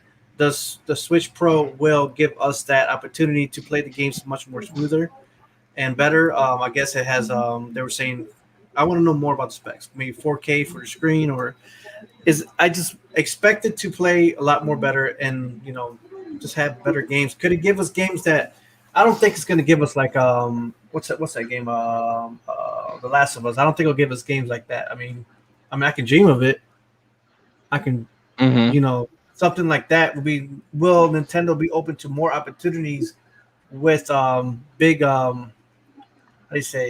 big games than what just maybe things will open up more now that they're stronger and otherwise from what the Switch right now can't. I am getting kind of tired of some of the kiddie games and just a lot of, to me it's just like, come on man, I need something more bigger. I'm waiting for Metroid. Metroid Prime 4 will be meant to be played on the Switch Pro. Because think about everything that all the people they got working for it. I'm not sure if Metroid Prime 4 is going to be able to be playable on a Switch, or just going to downgrade it to not play as amazing or as strong as the Switch Pro might be able to get it. So I think they've been able to give out some really good looking games with the current technology that the Switch has. Like if you look at, I use this as an example, Xenoblade Chronicles. That game looks amazing. Yeah, for what they have for the Switch, that game looks amazing. And if they ever were and if Monolith wasn't so exclusive to the Switch, and let's give it to PC, it will look even better. Because if they can do that with the limited capacity that the Switch has, and they put it on PC, it would be amazing. Astro Chain is another game, so colorful, so vibrant, looks amazing. Yep. Breath of the Wild looks amazing. Yeah, Breath of the Wild. And after seeing it on the RTX 3070, it looks even better. It looks even better. But I think I'll go to next week. I just want to respond to that. I think the Switch does have the developers first-party developers for the Switch can make great-looking games. I think they will just look even better on the Switch Pro. I forgot that game I was think they playing. look better on the Switch Pro. Crisis something. I forgot. I talked about it, and I was so mad. And it looked so good, and it looked like the Switch can handle it. And just playing the game, and it kept freezing and just dropping off and just turning off. Did you watch the trailers? You watched the trailers and you were like, "Yeah, this is gonna work on the Switch." Yeah, I watched the trailer. Oh man, I can't wait! I'm playing the game. Yeah, I don't know how many times it turned off. Every half hour or less, the game just shut off. That's how it is, man. I was like, "Oh man," and that's why I want to experience. None of that ever happened because that's what Nintendo's doing. They need to make the better option, so that we can play these, amazing games that, either way. Yeah, I don't want to be disappointed like that no more. Just other than your PS5 has such bad. Go ahead. The game crashing every half hour is not Nintendo's fault. It's the developers. Yeah, it's the developers. You can't blame the Switch for the shitty game crashing every half hour, and you still play it.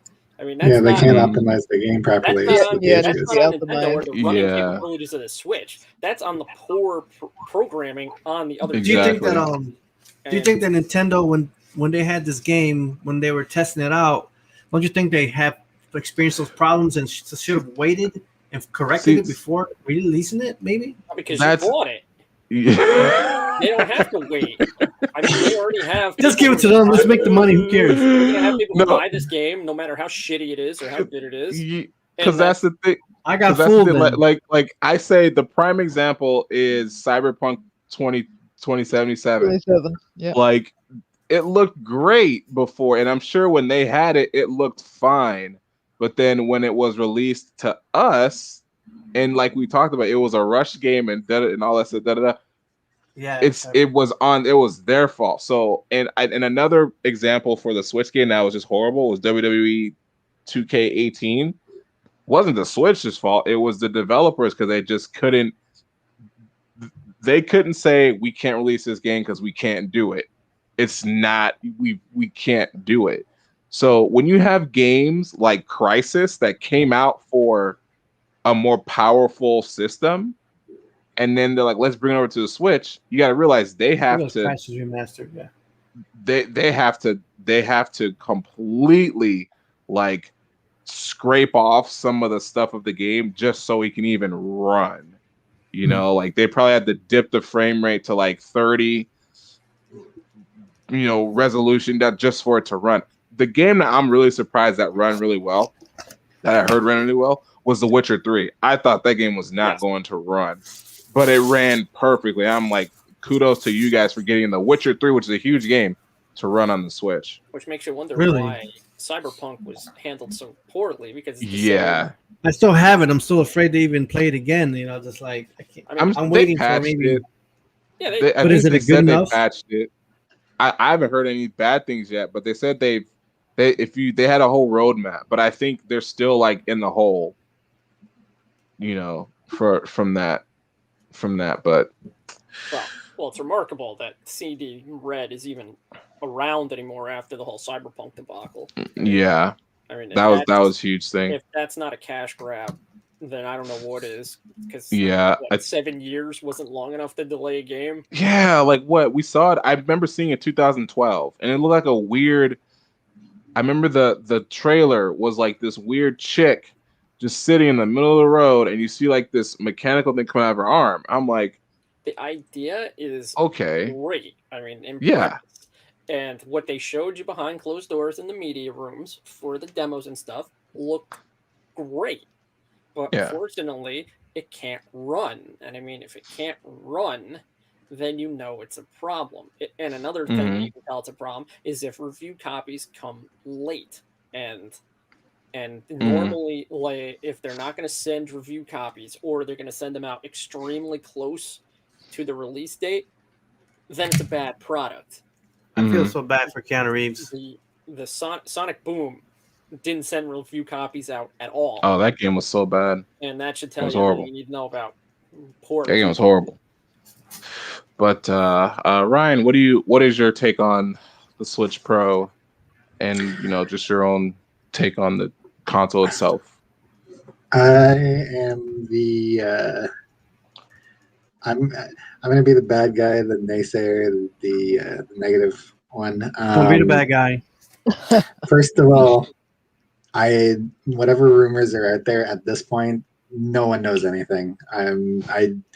Until Nintendo actually says anything, I don't believe it. I don't believe any of it. Even the people now that are like they're talking like, oh well, we know it's in production. Like by the same source that you said it was getting announced the last 2 weeks. Like I'm sorry, no, I don't buy that. Yeah, I'm with you on that. I don't everything with huge amount, not a grain of salt, huge amounts of salt. In terms of anything that's said until it comes straight from Nintendo. I think it's funny that Nintendo Game Builder Garage, I think their latest trailer when they put it up on Twitter, they disallowed comments because I feel like they're just constantly getting where's Switch Pro, where's Switch Pro. It's like, okay, it's like the parent taking away the child's privilege because they've behaved badly. So I thought that was kind of funny. I don't know if that was intentional or not, but it looked like it was.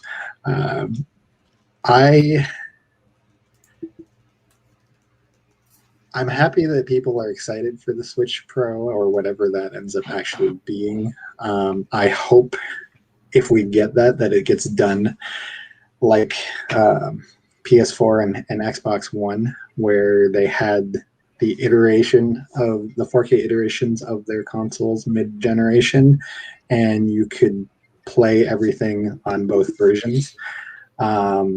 Yeah. Where I'm wary and where I'm negative and where I'm like, I want this to, like, I'm happier the longer it takes to get announced, is Nintendo has no track record with that. They have the track record of, in my opinion, I'm gonna try and be censor nice. how I'm saying this, so I say it kind of more appropriately. They hose their fans with the iterative hardware. It's in my opinion a cash grab to do or at least the way they do the mid-generation hardware, and where it really stung for me and where it really made me mad was, Katetsu, you talked about Xenoblade earlier. That's a favorite franchise of mine. The new 3DS XL? 3DS, when they put it on a 3DS and you had to buy the new 3DS, is like, no, not gonna happen. I guess I'm just never playing this game. Thankfully it came to Switch, but yeah, that when something that I'm like excited for and like that I get all built up about, clearly that's a bad example for me to have got that excited about, because like in hindsight, sure, it would have had a hard time running on 3D. It pushed the Wii for that. That makes sense. I've had conversations about that before too with Cliff, where we talked about, what I was afraid of is they have the Switch Pro and they're like, hey, you can only play these on Switch Pro. You can't play them on the Switch. So then it's just like, okay, well, then people got to wait to try to get a Switch, or people have to, like, what if there's a debacle with the new generations of console, where there's these amazing third-party games coming out for the Switch Pro, and you can only play them on the Switch Pro because that's the only way they're going to be run, because they have the technology and the hardware to do it. But of course, Cliff was, I forgot what Cliff was like, yeah, but pretty soon there's going to be a point where everyone's going to do it, and they're probably not going to do it until a certain amount of time, and they might not continue to show support for the new Switch, for the old Switch, if that's going to be the standard, where it's like, hey, we want to do these new projects with these other developers who can make this game on our or bring this game over to our consoles, but they're going to do it with the new ones. But then there'll be a point in time where everyone will probably have one, but it still sucks. It will still suck to see that, hey, I want to play, I want to play Star Wars, New Order on Switch Pro on the Switch, but I gotta get a Switch Pro to play it. And it's like, well, damn, that sucks.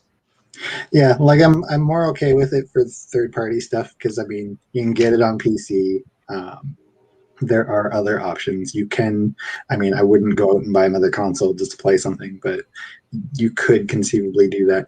Where I'm gonna where I draw the line and where I would actually take a break from buying new stuff. I feel like, yeah, it eventually gets to the point of, you need a new generation of hardware, and that's expected and that's understood.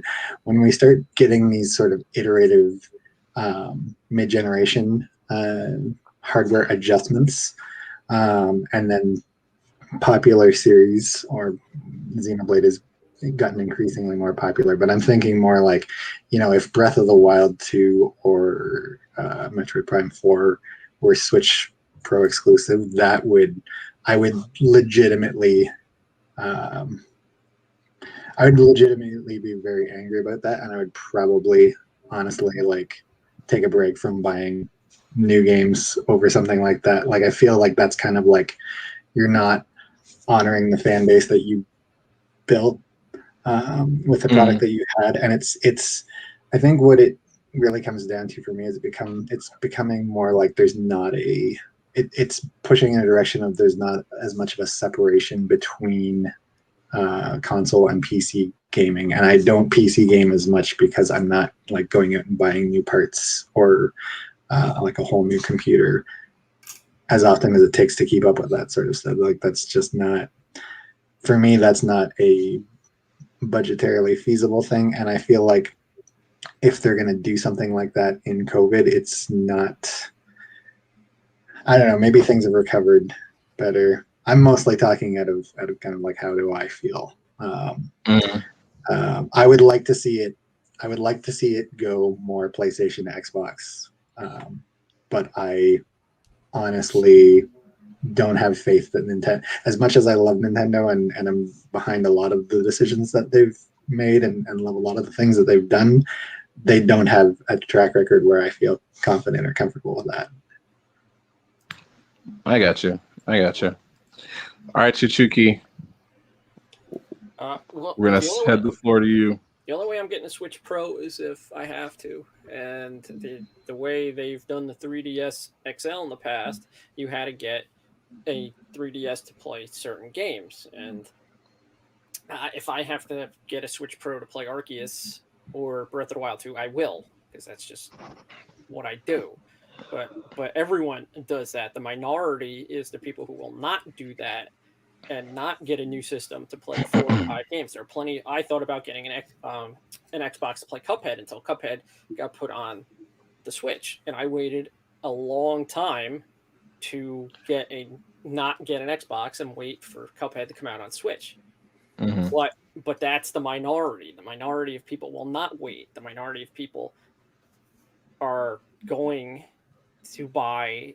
They're going to buy the new system regardless. If they play one game on it, it doesn't matter. If the only way Nintendo doesn't make you get a new Switch Pro is if it's considered an upgrade on the Switch and not a new system.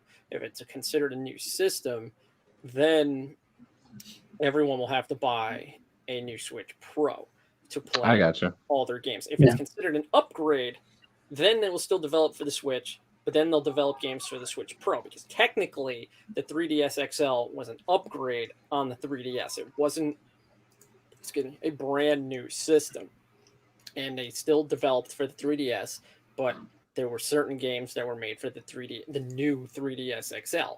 Yep. But I mean, Nintendo likes money, just like every other company does. It's just that it's easier to make a variation on a handheld and a home system compared to just a home system. If the PS5, it was out for 2 years already and was easy to make a variation of, Sony would be doing the same exact thing. The PS5.5 or whatever. And they would be doing the exact same thing, because that's just what that's just companies do. And Ryan said something that got me thinking. It's the companies don't care about their fan bases. They just don't want to. They just don't want to piss them off. And, And if they cared about their fan bases, Gino would be in Smash Brothers, and there would be all kinds of old school. And we'd already have a Chrono Trigger remake. out. If Mhm. they Right. build up their fan bases, but they're only out to make money. We have to Mm. first and foremost. If that means Yeah. making a new Switch, they will. If that means making a new console, they will. If they were listening to what the fans were saying, we'd have something on the Switch Online already that was N64 or Game Boy. Right. That's what everybody wants.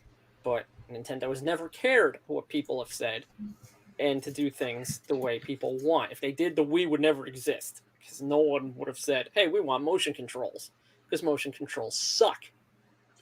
Right. No one would back them. But yeah, I'll get a Switch Pro only for like the few games because I have a Switch from launch, so Same. I'm gonna be Yeah. probably Me too. wanting a new Switch anyway. But I'm not like I didn't get a Lite because it's basically the same thing, and I rather play my games in dock on the TV. Yeah. And occasionally I'll take it out to bring it somewhere. Like I'll play it at the airport occasionally when I'm late to travel. But I mean, I'm not gonna go out of my way and buy a new Switch unless I have to. Right. Right. And they could bring Rare Replay out on it too. You know, that would be another thing Yeah. to make me happy, and they won't. Hopefully, we can prove us wrong. So we'll see. Man. All right, Cliff, give us your quick thoughts on the Switch Pro. I know we talked about it a lot, so I'm gonna hear Oh hell yeah, we did. kind of the level we talked about. But yeah, give us your quick thoughts on the Switch Pro. Okay, Switch Pro. It is real. I believe that they are working on a half-gen product because I mean the Switch is almost 5 years old, and I don't really think that this is meant for Nintendo themselves. I think Nintendo will utilize it, but I think this is mostly just to appeal to third parties because you know they want to port their games from PS5 and Xbox Series X over to Switch, and a new system that had more power that allows them to port their games over would be a good way to to keep the loyal developers that they have on Switch. And I think with their partner with NVIDIA, if this new Switch has DLSS, I think this will be like the make or break because I mean this on PC alone, DLSS like it does a lot for performance, and that would mean that a lot of games that might not be able that you typically wouldn't think of ever running on a handheld would be able to run on this thing at decent frame rates, and that'll be really huge because I mean until AMD FSR comes out for PS5 and Xbox, I mean this will be pretty cool to have DLSS on Switch. Now I mean they wouldn't call it DLSS, they'll call it something else like Nintendo something whatever. But that will be a really good thing, especially for a handheld. Like getting solid frame rates on the go. Even if it has to look a little, even if it looks, a little terrible, here and there, like I think most people wouldn't mind. As far as exclusives, I don't really think that it's going to be too many Nintendo exclusives because Nintendo is really good with optimizing their games for the most part. I think like the games that like require that just can't couldn't run on the current Switch either way. Yeah, there will be exclusives for those games, but the games that can run on the current Switch, they'll just put them out on both, and you'll just get extra perks for owning the Pro. As far as third parties, though, that might be the kicker. I think some third parties will probably would rather want to put their games on the more powerful system, and not even try to worry about trying to port it to the old one. And that might make people mad. They might be like, oh, I want to play GTA 5 on the Switch, but if Rockstar just doesn't want to do that, then but that's basically like my breakdown. I think it's coming. It's not going to be announced in their direct because they typically don't really do hardware in the direct. I think they'll probably do something towards the summer again, like with the Switch Lite, like maybe August. Yeah, like probably like mid-August. Like just have like a random thing on Twitter to saying, "Hey, Switch Blank is here, buy it." Or they'll probably do like another Nintendo Direct, and it's just dedicated to the Pro. Yep, that too. Like, and then like I can see that. I know that Ryan mentioned Breath of the Wild too. I don't think that they're gonna make that exclusive. No, hell no. Like, Zelda is way too big for that. They can because I mean it's running on the same it's running on the same engine. I would assume that's running on the same engine, so they should be able to get to work on the first one, and both of them. And I mean, you might get extra perks. Maybe you'll get 60 FPS or 4K. That might be the perk, but they want people to buy as many copies as possible, so they wouldn't do it with Zelda. Like that's their baby. They're gonna try to put it on the Switch. Yeah, and that's basically it. Yeah, thank you. Pretty much all mine thoughts are the same as everyone else's. I feel like we'll probably hear something in the summer. And like Ryan said, we have so many speculations of what we're getting and what's going into it. But I'm someone that's like, okay, I hear what everyone's saying, but I want to hear it from the horse's mouth. I want to hear that I want to hear Nintendo say, here's Switch Pro. Just like I would love to hear Nintendo say, here's Star Fox Adventures 2. I want to hear Nintendo say that stuff. I mean, sometimes I get hype off rumors, but it's like, it's not solidified until, just like what Sonic Colors, we heard Sonic Colors is coming, it's coming, but it wasn't anything until Sega said, here's Sonic Colors Ultimate for all platforms. So I feel better if I hear it from Nintendo that they're saying here's a Switch Pro, or if we're even calling it that, you know what I'm saying? So, but who knows? But anyway, that is going to be it. Thank you, everyone who's watching. Thank you, everyone who was here today. We appreciate that. Does anyone have any final words before we close out today? Anything? Just thank you for everybody in the chat for joining, for Phil Adams, and talking with Tommy on the side, and then everyone. I guess again, everyone who did join in the chat, for all you guys too for today's awesome episode. Make sure you guys stay tuned on Tuesday. After the Nintendo Direct, I'd say about the same time as this one, right? 5:30, 7:30 Central's, 5:30 Pacific. We're going to be doing a wrap-up of E3, just everything that's happened these past 4 or 5 days. So hopefully you guys stay tuned to that. Friday, that following Friday is going to be our Zelda 30th anniversary, where we have Triforce on there. It's going to be cool. And watch out for our channels. We might have some E3. I'll have some E3 stuff. I'm sure everyone else is going to have E3 stuff as well. But anyway, that's going to be it. Thank you, everyone, for joining us. Make sure you guys like, share, and subscribe to the channel. And we will see you guys next time. You guys take care. Later, guys. See you guys.